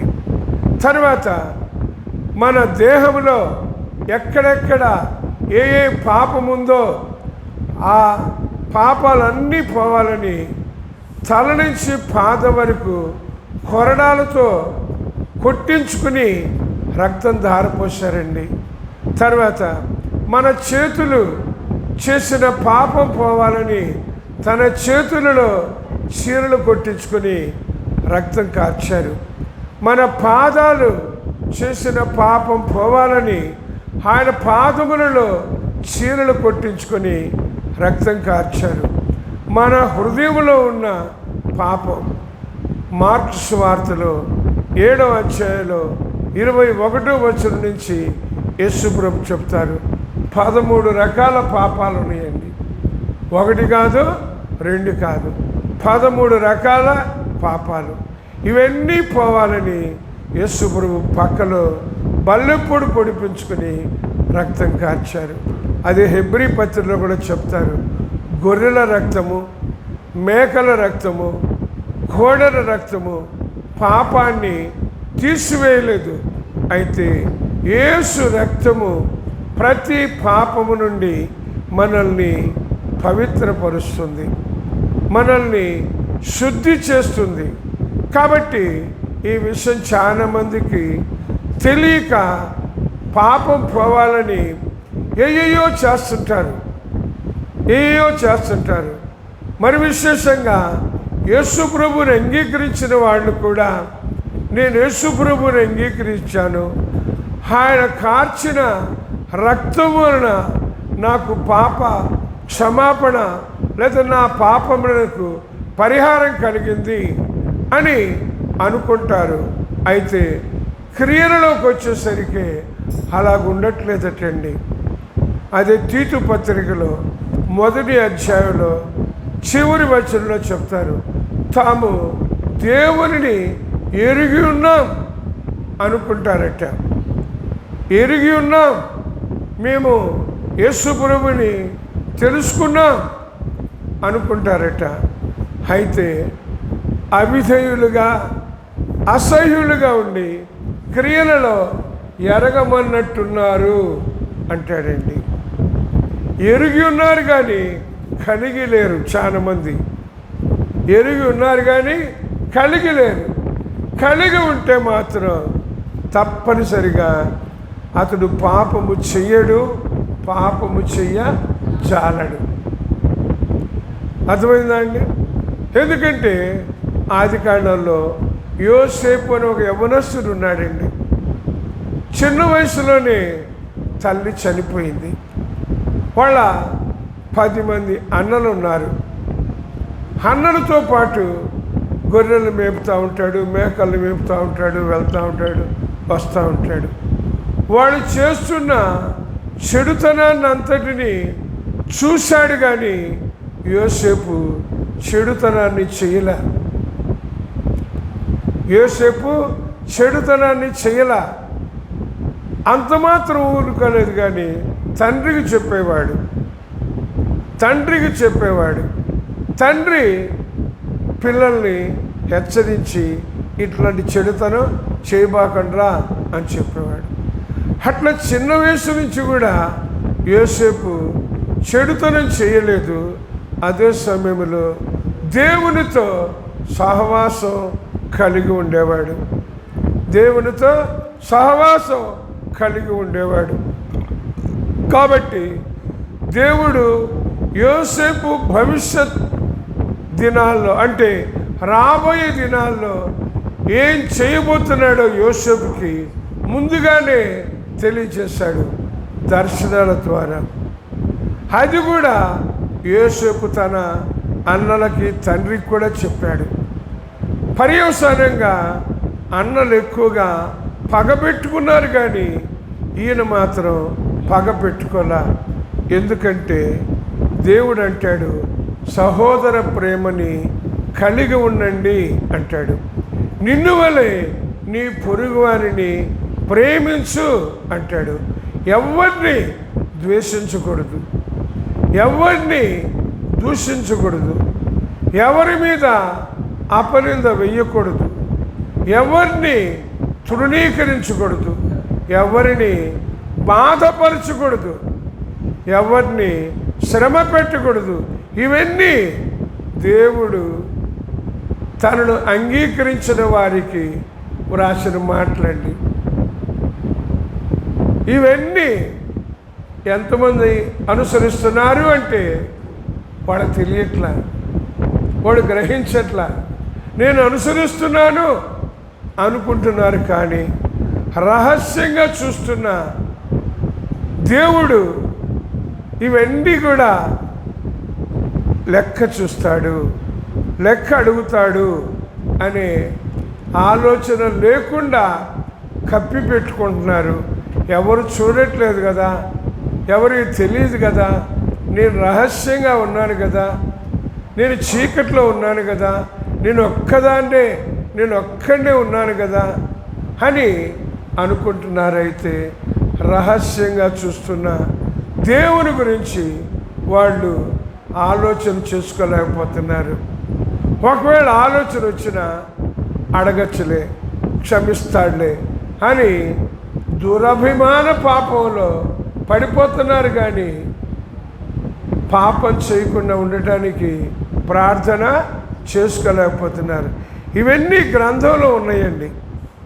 కాబట్టి దేవుడు అంటున్నాడు, నా పేరు పెట్టబడిన నా జనులు తమ్మును తాము తగ్గించుకోవాలి. ఈ పరిసయుడు ప్రార్థన చేస్తున్నాడు, దొంగల్లాగా లేకపోతే వ్యభిచారులాగా ఇతర మనుషుల్లాగా ఈ సుంకర్లాగా ఉండనందుకు నీకు కృతజ్ఞతాస్తుతులు అంటున్నాడు. వారానికి 2 పర్యాయాలు ఉపవాసం ఉంటున్నాను అంటున్నాడు. తప్పని కాదు, ఉండొచ్చు. తర్వాత దశంభాగం ఇస్తున్నాను అంటున్నాడు. తప్పని కాదు, ఇవ్వాలి. అయితే దొంగల కొరకు, వ్యభిచారుల కొరకు, ఇతర మనుషుల కొరకు చేయవలసిన ప్రార్థన చేయట్లా. అర్థమైందా? దొంగల కొరకు, వ్యభిచారుల కొరకు, ఇతర మనుష్యుల కొరకు చేయవలసిన ప్రార్థన చేయట్లా. అదే అంటాడు, నా పేరు పెట్టబడిన నా జనులు సంపూర్ణ భక్తి కలిగి ఉండాలంటే మనుష్యులందరి కొరకు, రాజుల కొరకు, అధికారులందరి కొరకు విజ్ఞాపన, ప్రార్థన, యాచన, కృతజ్ఞతాస్తుతులు చెల్లించాలి. ఇది మంచిది, మన రక్షకుడు దేవుని దృష్టికి అనుకూలము. కాబట్టి ఈ ఎలక్షన్స్ ఎప్పటి నుంచి అయితే ప్రారంభమైనయో ఇప్పటికే నార్త్ ఇండియాలో, ఉత్తర భారతదేశంలో కొన్ని ప్రాంతాల్లో 3 సార్లు ఎలక్షన్ జరిగిపోయినాయండి. 3 సార్లు జరిగినాయి. ఇది 4వ విడత అనుకుంటాను రేపు జరిగేది. ఇంకోసారి జరుగుద్ది. ఈ ఎలక్షన్స్ అన్నీ జరిగిపోయిన తర్వాత జూన్ 4వ తారీఖున కౌంటింగ్ పెడతారండి. కౌంటింగ్, ఓట్లు లెక్క పెట్టడం జరుగుద్ది. అప్పుడు రాష్ట్రానికి, దేశానికి కేంద్ర మంత్రులు, రాష్ట్ర మంత్రులు నిర్ణయం జరుగుతుంది. కాబట్టి దేవుడు అంటాడు, నా పేరు పెట్టబడిన జనులారా, మీరు దేశం కొరకు, రాష్ట్రం కోసం, ప్రజలందరి కోసం ప్రార్థన చెయ్యండి అని. చేస్తున్నామా? చేస్తేనే మంచిది. దాన్ని జాగ్రత్తగా, ప్రభువా అవాంఛనీయ సంఘటనలు జరగకూడదు. ఎందుకంటే ఇప్పుడు ఈ ఎలక్షన్స్ అంటే కొన్ని చోట్ల డబ్బుల్ని పంచుతున్నారట, కొన్ని చోట్ల ఏమేమో ఇస్తున్నారట. నేను మీతో చెప్పే సలహా ఒకటే, మీరు మాత్రం అట్లాంటి ఏమీ తీసుకోవద్దు. తీసుకోకుండా న్యాయంగా మీకు దేవుడు ఎలా బయలుపరిస్తే వాళ్ళకు ఓటు వేయాల్సిందే, వేయకుండా ఉండకూడదు. ఓటుని వినియోగించుకోవాలి. ప్రార్థన చేసుకోండి, దేవా మేము ఎవరికి ఓటు వేయాలి మాకు తెలియదు. ఎందుకంటే లోకంలో సాగుతుంది, మేడి పండు చూడ మేలిమయుండు, పొట్ట విచ్చి చూడ పురుగులుండు. పైకి అందరూ మేలిమిగానే కనబడతారు, లోపల నాకు తెలియదయ్యా, అది నీకు తెలుసు కనుక అట్లాంటి నాయకుల్ని ఎన్నుకోవటం కోసం మాకు నేర్పించు అని ప్రార్థన చేసుకొని ఓటుని వినియోగించుకోవాలి. ఎందుకంటే కొంతమంది ఆ పార్టీకి వేయండి, ఈ పార్టీకి వేయండి, వాళ్ళకేస్తే అది జరుగుద్ది, వీళ్ళకేస్తే ఇది జరుగుద్ది అని ఏదేదో చెప్తారు. నేను మాత్రం అలా చెప్పనండి. ఎందుకంటే సర్వాధికారము దేవుని చేతిలో ఉంది. మీరు జాగ్రత్తగా చూడండి. దానియేలు గ్రంథంలో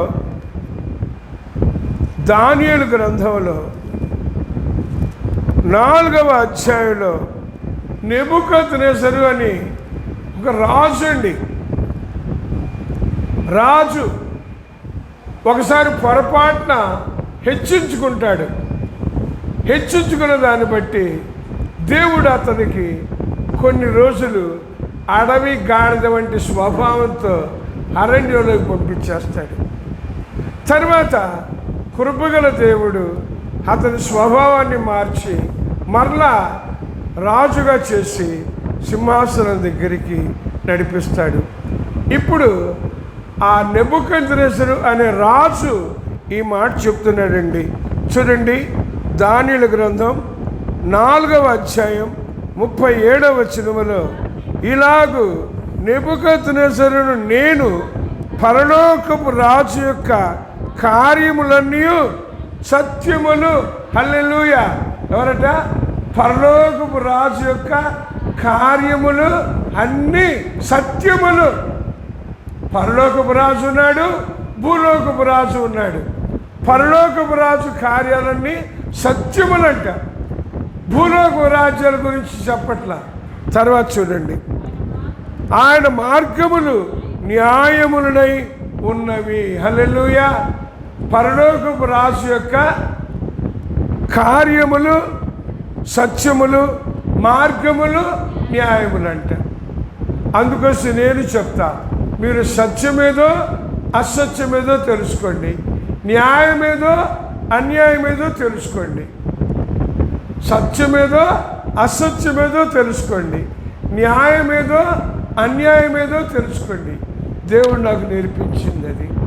ఇప్పుడు నేను అసత్యం చెబుతూ సత్యములో ఉన్నాను అని అనుకుంటే మనుషులు మభ్యపెట్టచ్చండి. దేవుణ్ణి నేను అన్యాయం చేస్తూ న్యాయంగా ఉన్నానని మనుషులు మభ్యపెట్టచ్చు, కానీ దేవునిని మభ్యపెట్టలేము. అది తెలుసుకుందాం. అది ఈయనకు అర్థమైంది. కాబట్టి పరలోకపు రాజు యొక్క కార్యములన్నీ సత్యములు, ఆయన మార్గములు న్యాయములు. తర్వాత అన్నాడు, గర్వముతో నటించు వారిని ఆయన అణప శక్తుడు. గర్వముతో నటించు వారిని ఆయన అణుచుడానికి శక్తుడు, శక్తిమంతుడు అని ఆయనను కొనియాడుచు ఘనపరచుచు ఉన్నాను. ఆయనను కొనియాడుచు ఘనపరచుచు ఉన్నాను అన్నాడండి. ఈరోజు నేను మీకు చెప్పేది అదే. న్యాయమేదో అన్యాయమేదో, సత్యమేదో అసత్యమేదో మనకు తెలియదు. పరలోకపు తండ్రికి మాత్రం తెలుసు కనుక ప్రార్థన చేసుకోండి. ప్రార్థన చేసుకొని సత్యాన్ని గెలిపిద్దాం, న్యాయాన్ని గెలిపిద్దాం. అప్పుడు ప్రజలందరికీ కూడా సత్యం జరుగుద్ది, న్యాయం జరుగుద్ది. అదే చెప్తున్నాడు, నా పేరు పెట్టబడిన నా జనులు ముందు తమ్మును తాము తగ్గించుకోవాలి, తమ్మును తాము తగ్గించుకోవాలి. మనల్ని మనం హెచ్చించుకోకూడదండి. లూకాసు వార్తలో 18వ అధ్యాయంలో పరిసయ్యుడు అలా ప్రార్థన చేశాడు. చోరుల వలె, వ్యభిచారుల వలె, ఇతర మనుషుల వలె, ఈ సుంకరి వలె ఉండనందుకు అని ఏదో ప్రార్థన చేశాడు. తర్వాత అక్కడ ఉన్న సుంకరి అయితే అంటున్నాడు, ఆకాశము తట్టు కన్నులెత్తుడికైనను ధైర్యము చాలక దేవా పాపినైన నన్ను కరుణించుమని ఒక్క మాట పలికాడండి. దేవుని స్తోత్రం. పాపినైనా నన్ను కరుణించు అన్నాడండి. అంటే అర్థం ఏంటి? తను పాపిని అని ఒప్పుకుంటున్నాడు, తను పాపినని ఒప్పుకుంటున్నాడు. ఈ రోజున మనం ఒప్పుకున్నామా? ఒప్పుకున్నాం. నేను కాదంట్లా. మళ్ళా చేయకుండా ఉండాలి. ఒప్పుకున్న పాపం మళ్ళా చేయకుండా ఉండాలి. అందుకొరకే తన పరిశుద్ధాత్మని మనకిచ్చాడు, తన వాక్యాన్ని మనకిచ్చాడు. మన శక్తి చాలదని లోకంలో ఉన్న శరీరాశ, నేత్రాశ, జీవబడమ్మము మనల్ని కూడా మళ్ళా లోకంలో ఎక్కడ ముంచేస్తాయో, లోకంలో ఎక్కడ పడేస్తాయో అని పరిశుద్ధాత్మని మనకిచ్చి, వాక్యాన్ని మనకిచ్చి, శరీరాశని, నేత్రాశని, జీవబడమ్మాన్ని జయించే శక్తినిచ్చి ఆయన కొరకు నిలబెట్టుకోవాలని. కాబట్టి ఎలా ఉండాలి? అదే అక్కడ ప్రభు చెప్తారు. అతని కంటే ఇతడు నీతిమంతుడుగా తీర్చబడ్డాడు. ఎవరికంటే? పరిసయ్యుని కంటే సుంకరి నీతిమంతుడుగా తీర్చబడ్డాడు అని తర్వాత ప్రభు అంటాడు. తనను తాను తగ్గించుకునేవాడు హెచ్చించబడును, తనను తాను హెచ్చించుకునేవాడు తగ్గింపబడును. ఇది దేవుని యొక్క మాట. మనల్ని మనం తగ్గించుకుంటే ఆయన మనల్ని హెచ్చిస్తారట, మనల్ని మనం హెచ్చించుకుంటే ఆయన తగ్గిస్తారట. ఇప్పుడు మనం తగ్గించుకుందామా, హెచ్చించుకుందామా? మీరు ఆలోచన చేసుకోండి, మీరు ఆలోచన చేసుకోండి. దేవుడు మాత్రం చెప్తున్నాడు, మనల్ని మనం తగ్గించుకుంటే ఆయన హెచ్చిస్తాడట. అదే ఇక్కడ చెప్తున్నాడు, నా పేరు పెట్టబడిన నా జనుడు తమ్మును తాము తగ్గించుకోవాలి, తమ్మును తాము తగ్గించుకోవాలి. ప్రభా, నేను పొరపాటును కూడా హెచ్చించుకోకూడదు, పొరపాటును కూడా హెచ్చించుకోకూడదు. ఎందుకంటే ఫిలిప్పీ పత్రికలో 2వ అధ్యాయంలో 6వ వచనం నుంచి మనం చూస్తే ప్రభువుని గురించి ఇలా వ్రాయబడుతుంది.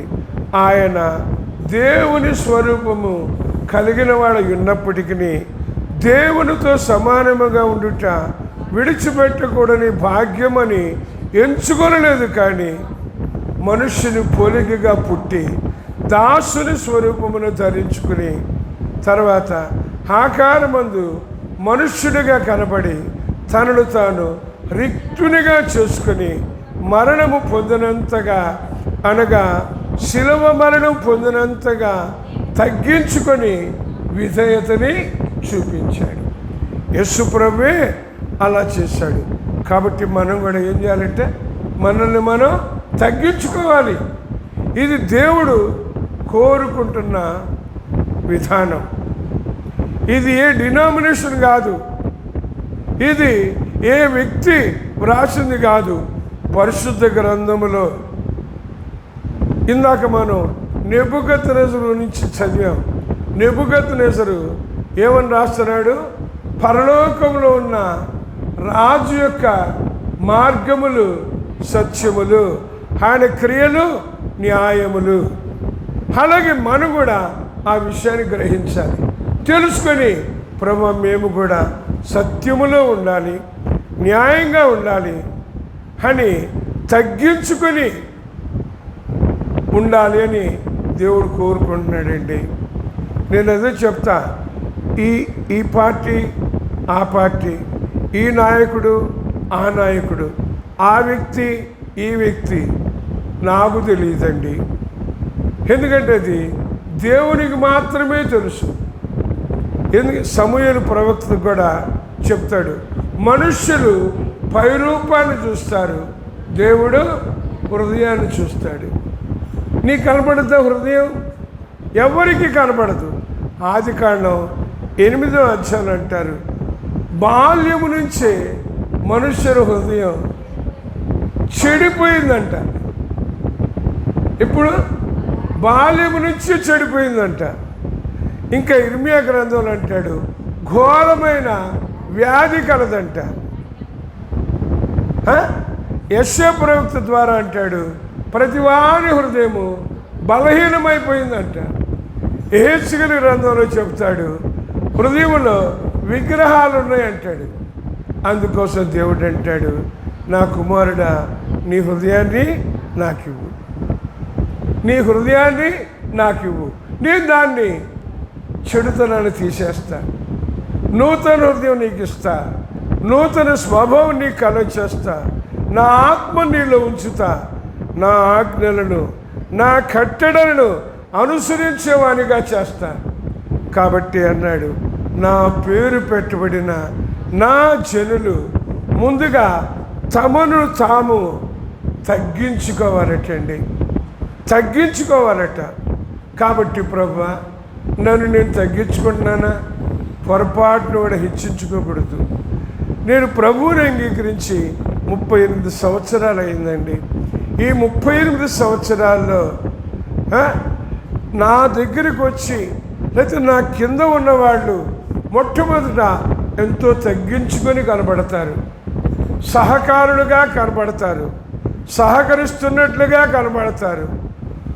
కొన్ని నెలలు అయ్యేసరికి, కొన్ని సంవత్సరాలు అయ్యేసరికి వాళ్ళు అహంకారులుగా తయారవుతున్నారండి. ముందు సహకారులు, తర్వాత అహంకారులు. అహంకారులు ఏమవుతారు తెలుసా? దేవుడు అహంకారులను ఎదిరించి దీనులకు కృపనిస్తాడంట. ఇప్పుడు మీరు అహంకారులుగా ఉంటారా, సహకారులుగా ఉంటారా? తర్వాత ముందు విధేయత చూపిస్తారు, ముందు కొత్తల్లో బాగా విధేయత చూపిస్తారు. నువ్వేం చెప్తే అదే అంటారు, నువ్వు ఎలా చేయమంటే అలాగే అంటారు. కొద్ది నెలలు సంవత్సరాలు అయ్యేసరికి అవిధేయులైపోతారు. అవిధేయులైపోయి ఇక నువ్వు మాకు చెప్పేది మాకు తెలుసులే, మాకు తెలుసులే. దయచేసి గుర్తించండి, 86వ సంవత్సరంలో నేను ప్రభువుని అంగీకరించానండి. మొట్టమొదట 91వ సంవత్సరంలో సౌపాడు అనే గ్రామానికి దేవుడు సువార్థికునిగా తీసుకెళ్ళాడు. తర్వాత 92వ సంవత్సరంలో వరగాని అని సిరిపురం దగ్గర వరగాని అనే గ్రామానికి సువార్థికునిగా తీసుకెళ్ళాడు. 94వ సంవత్సరంలో ఈ ఓబుల్లాడిపాలెం గ్రామానికి సువార్థికునిగా తీసుకొచ్చాడు. 91, 92, 94 జరిగింది ఏంటంటే 2006వ సంవత్సరంలోనే నాకు ఇక్కడ అహంకారులు ఎదురయ్యారు, అవిధేయులు ఎదురయ్యారు. దేవునికి స్తోత్రం. వదిలేసేసా. నేనేమి వాళ్ళతో పోట్లాడను, వాళ్ళతో ఎదురు తిరగను, వదిలేసేసా. 2006వ సంవత్సరం అంటే 12 సంవత్సరాలకే. తర్వాత 2008వ సంవత్సరం అంటే 17 సంవత్సరాలండి. సౌపాడులో కూడా అహంకారులు తయారయ్యారు, అవిధేయులు తయారయ్యారు, వదిలేసేసారు. తర్వాత 2014 సంవత్సరంలో వరగాళ్ళు కూడా అహంకారులు తయారయ్యారు, అవిధేయులు తయారయ్యారు, వదిలేసేసారు. అయితే దేవునికి కృప మాత్రం ఈ ఓబుల్లాడిపాలెం గ్రామానికి 2007వ సంవత్సరం నుంచి మళ్ళా దేవుడు కొంతమందిని సహకారులు ఇచ్చాడు, విధేయులు ఇచ్చాడు. ఆ సహకారుల ద్వారా, ఆ విధేయుల ద్వారానే ఈ పరిచర్ని నేను కొనసాగిస్తున్నానండి. దేవుని స్తోత్రం. నేను చెప్పే సలహా ఒక్కటే, సహకారులుగా ఉందాం, ఒకరికొకరు సహకారం చేసుకోవాల్సిందే. నేను మీకు, మీరు నాకు. అలాగే అహంకారులంగా ఉండకూడదు, నేను అహంకారునిగా ఉండకూడదు, మీరు అహంకారులుగా ఉండకూడదు. మనం ఒకరికొకరు విధేయులుగా ఉండాలి. నేను మీకు విధేయులుగా ఉండాలి, మీరు నాకు విధేయులుగా, ఒకరికొకరు. ఇది ప్రభు కోరుకుంటుందండి. మనం ఇలాగూ ఉండాలి అంటే ప్రభు చెప్తున్నాడు, ప్రార్థన చేయండి, ప్రార్థన చేయండి.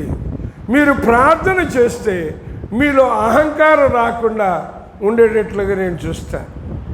మీలో అవిధేయత రాకుండా చేసే శక్తిని నేను ఇస్తా. ప్రార్థన చేస్తే. అర్థమైందా అండి? కాబట్టి ప్రభువా, ఈ రోజున అంగీకరించిన రోజు నుంచి ఈ రోజు వరకు కూడా నేను చేస్తుంది అదే, ప్రార్థన. ఒక్కోసారి నిద్రపోతున్నప్పుడు మెలకు వచ్చింది. మెలకులో వచ్చినప్పుడు పడుకొని కూడా ప్రార్థనని నడిపిస్తారండి దేవునికి స్తోత్రం. రాత్రి కూడా ఈ గ్రామంలో కొంతమంది పేర్లని నా నోటికి తీసుకొచ్చి ప్రార్థన చేయరా అన్నాడండి. అది దేవుని యొక్క అలవాటు. ఎందుకంటే యేసు ప్రభు కూడా ఏం చేశాడో తెలుసా? కిందలు కూడా లేచాడట, అరణ్యానికి వెళ్ళాడంట, ప్రార్థన చేశాడట.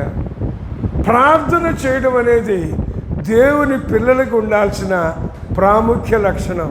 ముందు తగ్గించుకోవటం, తర్వాత ప్రార్థన చేయటం. అదే సమయంలో ప్రార్థన చేస్తూ పాపం చేయకూడదు. పొరపాటును కూడా ఒక్కోసారి అది పాపమని మనం తెలియకపోవచ్చు, కానీ ఆత్మదేవుని తెలుసుద్ది. తెలిసి మనల్ని హెచ్చరిస్తాడు. హెచ్చరించినప్పుడు మనం ఒప్పేసుకోవటమే, కప్పుకోకూడదు. నాకు నేర్పించింది అది. ఒకసారి నేను ఫిరింగ్పురం హోల్ నైట్ ప్రేయర్కి వెళ్ళానండి. రాత్రి ప్రేయరు, హోల్ నైట్ ప్రేయరు అయిపోయింది. పొద్దున్నే వస్తున్నా, బస్సులో కూర్చుంటే నా ముందు సీట్లో ఖాళీ ఉంది, నా వెనక సీట్లో ఖాళీ ఉంది, నా పక్క సీట్లో ఖాళీ ఉంది. జోసుల దగ్గరికి వచ్చేసరికి ఒక ఆయన నా పక్కనే కూర్చున్నాడండి.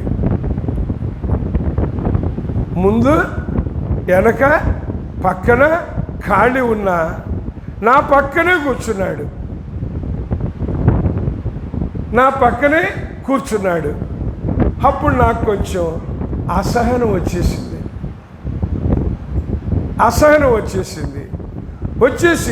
నేను ఆయన్ని ఏమనలేదండి. నేను ఆయన్ని ఏమల్లా. లేచి వెనకాల ఇంకో సీటు ఉంటే అక్కడ పోయి కూర్చున్నా. తప్ప ఉన్నది. అయితే పరిశుద్ధాత్మదేవుడు అంటున్నాడు, నీకెందుకు అంత అసహనం? నువ్వు అక్కడే కూర్చునుంటే నేను నీ ద్వారా అతనికి కొన్ని మాటలు చెప్పించేవాడిని కదా అన్నాడండి. అయ్య బాబో, ప్రభువా, ఇటువంటి తప్పు నేను మరలా చేయకూడదు. అంత సెన్సిటివ్గా పరిశుద్ధాత్మదేవుడు మనల్ని హెచ్చరిస్తాడండి. లోబడతామా? అందుకోసం అంటాడు, ఎల్లప్పుడూ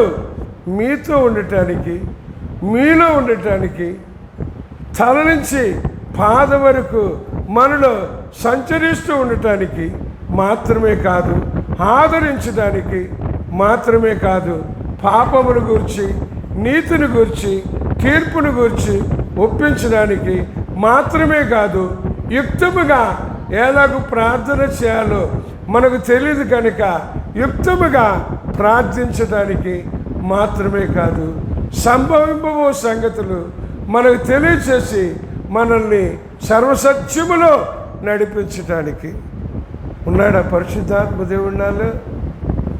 ఉన్నాడా? నేను అసహనపడి, నేను విసుక్కొని, నేను కోపంతో, ఆవేశంతో, ఆయాసంతో ఉంటే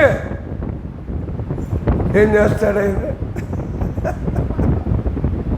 నాకు నేర్పింది అదండి. కాబట్టి ప్రభువా, నేను విసుక్కోకూడదు, నేను అసహన పడకూడదు, నేను నిర్నిమిత్తంగా కోప్పడకూడదు, ఆయాసపడకూడదు, టెన్షన్ పెంచుకోకూడదు. మనకి ఎంత టెన్షన్ కదండి. చూడండి, హెబ్రీ పత్రికలో 3వ అధ్యాయంలో, హెబ్రీ పత్రిక 3వ అధ్యాయంలో ప్రభువు రాయించిన మాట, 3వ అధ్యాయంలో 18, 19 వచనాలు. తన విశ్రాంతిలో ప్రవేశింపరని ఎవరిని గూర్చి ప్రమాణము చేసును? అవిధేయులైన వారిని గూర్చే కదా. కాగా అవిశ్వాసము చేతనే వారు ప్రవేశింపలేకపోయిరని గ్రహించుచున్నాము. అవిధేయత, తర్వాత అవిశ్వాసము. వాళ్ళు ఏం చేశారు? నేనేం చేస్తున్నాను? ఇదే నా ప్రార్థన. నేను అహంకారంగా ఉండకూడదయ్యా, నేను అవిధేయునిగా ఉండకూడదయ్యా, నేను అవిశ్వాసినిగా ఉండకూడదయ్యా. అదే నా ప్రార్థన. మరి మీ ప్రార్థన తెలుసా? ఇట్లా చేయటం తెలుసా? నాకు నేర్పాడు కాబట్టి మీకు చెప్తున్నానండి. ప్రార్థన చేస్తున్నారు మీరు, ఎలా చేయాలి అనేది తెలుసుకోవాలి. ముందు సహకారులే, విధేయులే, తర్వాత ఏమయ్యారు? అహంకారులు అయ్యారు, అవిధేయులు అయ్యారు, లోబడేవాళ్ళు కాకుండా తిరుగుబడేవాళ్ళు అయ్యారు. కాబట్టి నేను అలా ఉండకూడదు, నాకు సహాయం చేయి. నేను చచ్చేంత వరకు కూడా వీటిని కాపాడుకోవాలి అనేది నా ప్రార్థన. మరి మీ ప్రార్థన చెప్పండి. మనం ఎలా ప్రార్థన చేయాలో మనకు తెలియదు. అదే చెప్తారు రోమాపత్రిక 8:26లో, అటువలే ఆత్మయు మన బలహీనతను చూచి మనకు సహాయము చేస్తున్నాడు. మనం యుక్తముగా ఎలాగూ ప్రార్థన చేయాలో మనకు తెలియదు, కానీ ఉచ్చరింప శక్యము కాని మూలుగలతో ఆత్మ తానే మన పక్షముగా విజ్ఞాపనము చేయుచున్నాడు. కాబట్టి ప్రభువా, నేను నా ఆత్మరక్షణని కాపాడుకోవాలి. రాత్రి కూడా మనం విన్నాం, దేవుని మందిరానికి ఎలా రావాలి, ఎలా వస్తున్నాం, ఇవన్నీ గ్రంథంలో దేవుడు వ్రాయించాడండి. గ్రంథంలో దేవుడు వ్రాయించాడు. ఎలా రావాలి చెప్తున్నాడు. మంచి మనస్సాక్షి కలవారంగా ఉండాలట. రెండవదిగా ప్రోక్షించబడిన హృదయాలు కలిగిన వారంగా ఉండాలట. మూడవదిగా నిర్మలమైన వాక్యముని ఉదకంతో స్నానం చేసిన వారంగా ఉండాలట. నాలుగవదిగా యథార్థమైన హృదయంతో రావాలట. ఐదవదిగా ఒకరినొకరు హెచ్చరించుకుంటూ ఉండాలట. ఆరవదిగా ఒకరినొకరు ప్రోత్సహించుకుంటూ ఉండాలట. ఏడవదిగా మనకు కలిగిన దాన్ని జాగ్రత్తగా కాపాడుకోవాలట. ఎనిమిదవదిగా సమాజముగా కూడుట మానకుండా ఉండాలట. తొమ్మిదవదిగా మరి ఎక్కువగా కూడకుండా. ఎన్ని బైబిల్లో ఉన్నాయా? మరి మనకు గుర్తున్నాయా? మనం చేస్తున్నామా? ప్రభు నాకు నేర్పించు, నా ప్రార్థన అది. కాబట్టి అన్నాడు, తగ్గించుకోండి, ప్రార్థన చేయండి. ఎలా ప్రార్థన చేయాలో రా, నా కాడి ఎత్తుకో, నేను నీకు నేర్పుతా. యేసు ప్రభు చీకటి ఉండగానే అరణ్యానికి వెళ్ళి ప్రార్థన చేశాడంట. సాయంకాలం కొండకు వెళ్ళి ప్రార్థన చేశాడట. ఏకాంతంగా సాయంకాలం ఏకాంతంగా కొండకు వెళ్ళి ప్రార్థన చేశాడంట. గెత్సెమనే తోటలో చెమట రక్త బిందువులుగా నేలపడినంతగా ప్రార్థన చేశాడంట. హెబ్రీ పత్రికలో తనను తాను తగ్గించుకొని భయభక్తులు కలిగి ఉండటానికి ప్రార్థన చేశాడంట. ఇవన్నీ మనకు తెలుసా? చేస్తున్నామా ప్రార్థన? ఇవన్నీ ప్రభు నేను కూడా అలాగుండాలయ్యా, అలా ప్రార్థన చేయాలయ్యా. తిండిపోతునిగా, త్రాగుబోతునిగా, నిద్రపోతునిగా, సోమరిపోతునిగా, గొడ్డుపోతునిగా, వదలుబోతునిగా, తిరుగుబోతునిగా ఉండకూడదయ్యా. ఏమని చేస్తున్నాం ప్రార్థన? ఎందుకు చేస్తున్నాం ప్రార్థన? ఇవన్నీ కూడా గ్రంథంలో దేవుడు వ్రాయించాడండి. తగ్గించుకోవాలి, ప్రార్థన చేయాలి, తర్వాత ఆయనను వెతకాలటండి. ఆయనను వెతకాలట. యెషయా గ్రంథంలో చెప్తాడు 55వ అధ్యాయంలో, ఆయన దొరకు కాలములో వెతకండి, ఆయన సమీపముగా ఉన్నప్పుడు అడగండి అని. మీ చెడు మార్గాలను విడిచిపెట్టండి, మీ దుర్మార్గాలను విడిచిపెట్టండి అని చెప్తాడు. వెతికాను, అడిగాను, చెడు మార్గాన్ని విడిచిపెట్టానా, దుర్మార్గాన్ని విడిచిపెట్టానా? అవి విడిచిపెట్టకుండా వెతికితే, అడిగితే ప్రయోజనం ఉండదండి.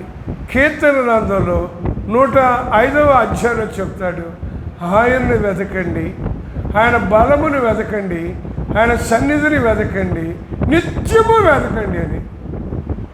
ఇవన్నీ పరిశుద్ధ గ్రంథంలో దేవుడు మన కోసం వ్రాయించిన మాటలండి. యోబు గ్రంథంలో చెప్తాడు, ఆయనను జాగ్రత్తగా వెతకాలంట, శ్రద్ధతో వెతకాలట. జాగ్రత్తగా వెతుకుతున్నామా? శ్రద్ధతో వెతుకుతున్నామా? తర్వాత ఆయన దృష్టికి పవిత్రంగా ఉండాలట, యథార్థంగా ఉండాలట.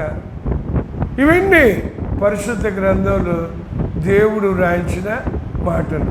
అంటాడు, ఆయన నిన్ను చూసి నీ నీతికి తగినట్లుగా నీ నివాస స్థలమును వర్ధిల్ల చేస్తాడు. మొదట కొద్దిగా ఉండను, తుదర నీవు మహాభివృద్ధి పొందుతావు. యథార్థంగా ఉండటం అనేది. ప్రార్థన చేస్తున్నావు, వెతుకుతున్నావు, ఆయన వెతకమన్న విధానంలో వెతుకుతున్నామా? అడుగుతున్నామా? ప్రార్థిస్తున్నామా?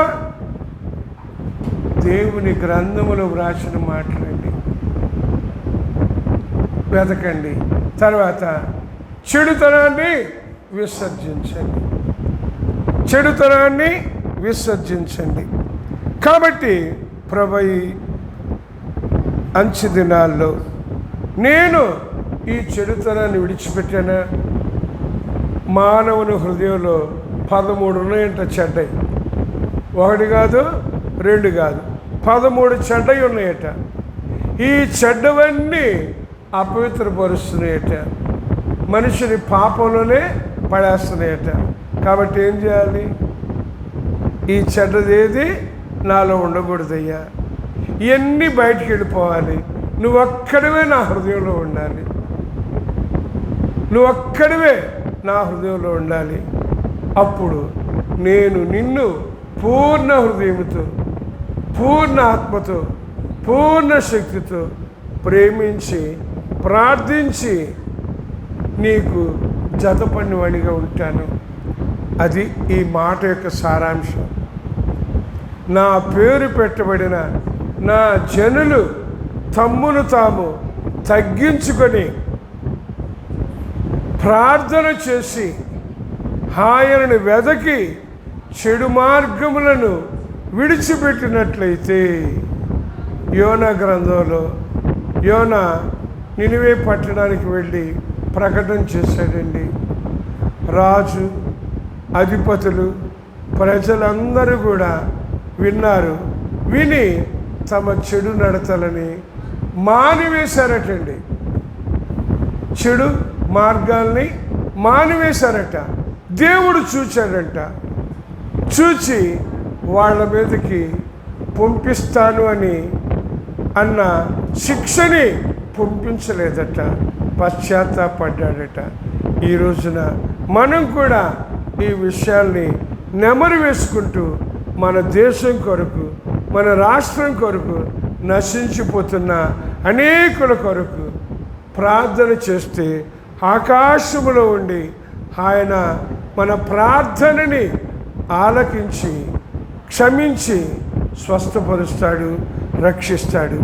దేవుడు మనకు అటువంటి కృప దయచేయునుగాక.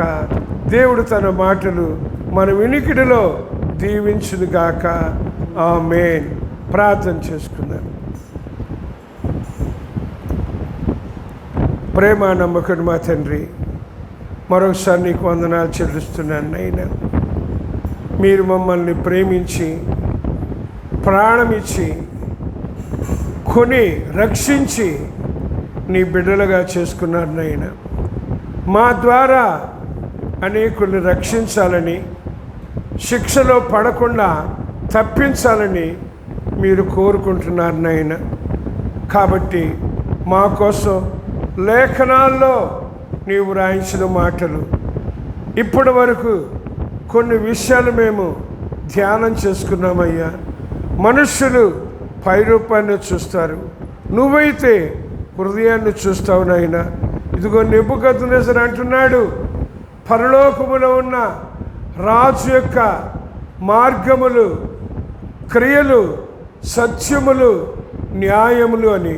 కాబట్టి నీకొక్కడికే తెలుసు కనుక మాకు కూడా సత్యాన్ని, న్యాయాన్ని తెలియచేసి మమ్మల్ని కూడా నీకు మహిమకరంగా ఉండటానికి, నాయకుల్ని, అధికారుల్ని, మంత్రుల్ని కూడా ఎన్నుకోవటానికి సహాయం చేయమని, మా దేశము, మా రాష్ట్రము సంతోషంగా ఆనందంగా ఉండటానికి కృప చూపించమని యేసుక్రీస్తు నామమున ప్రార్థించి స్తుతించి అడిగి వేడుకుంటున్నాను పరమ తండ్రి. ఆమేన్.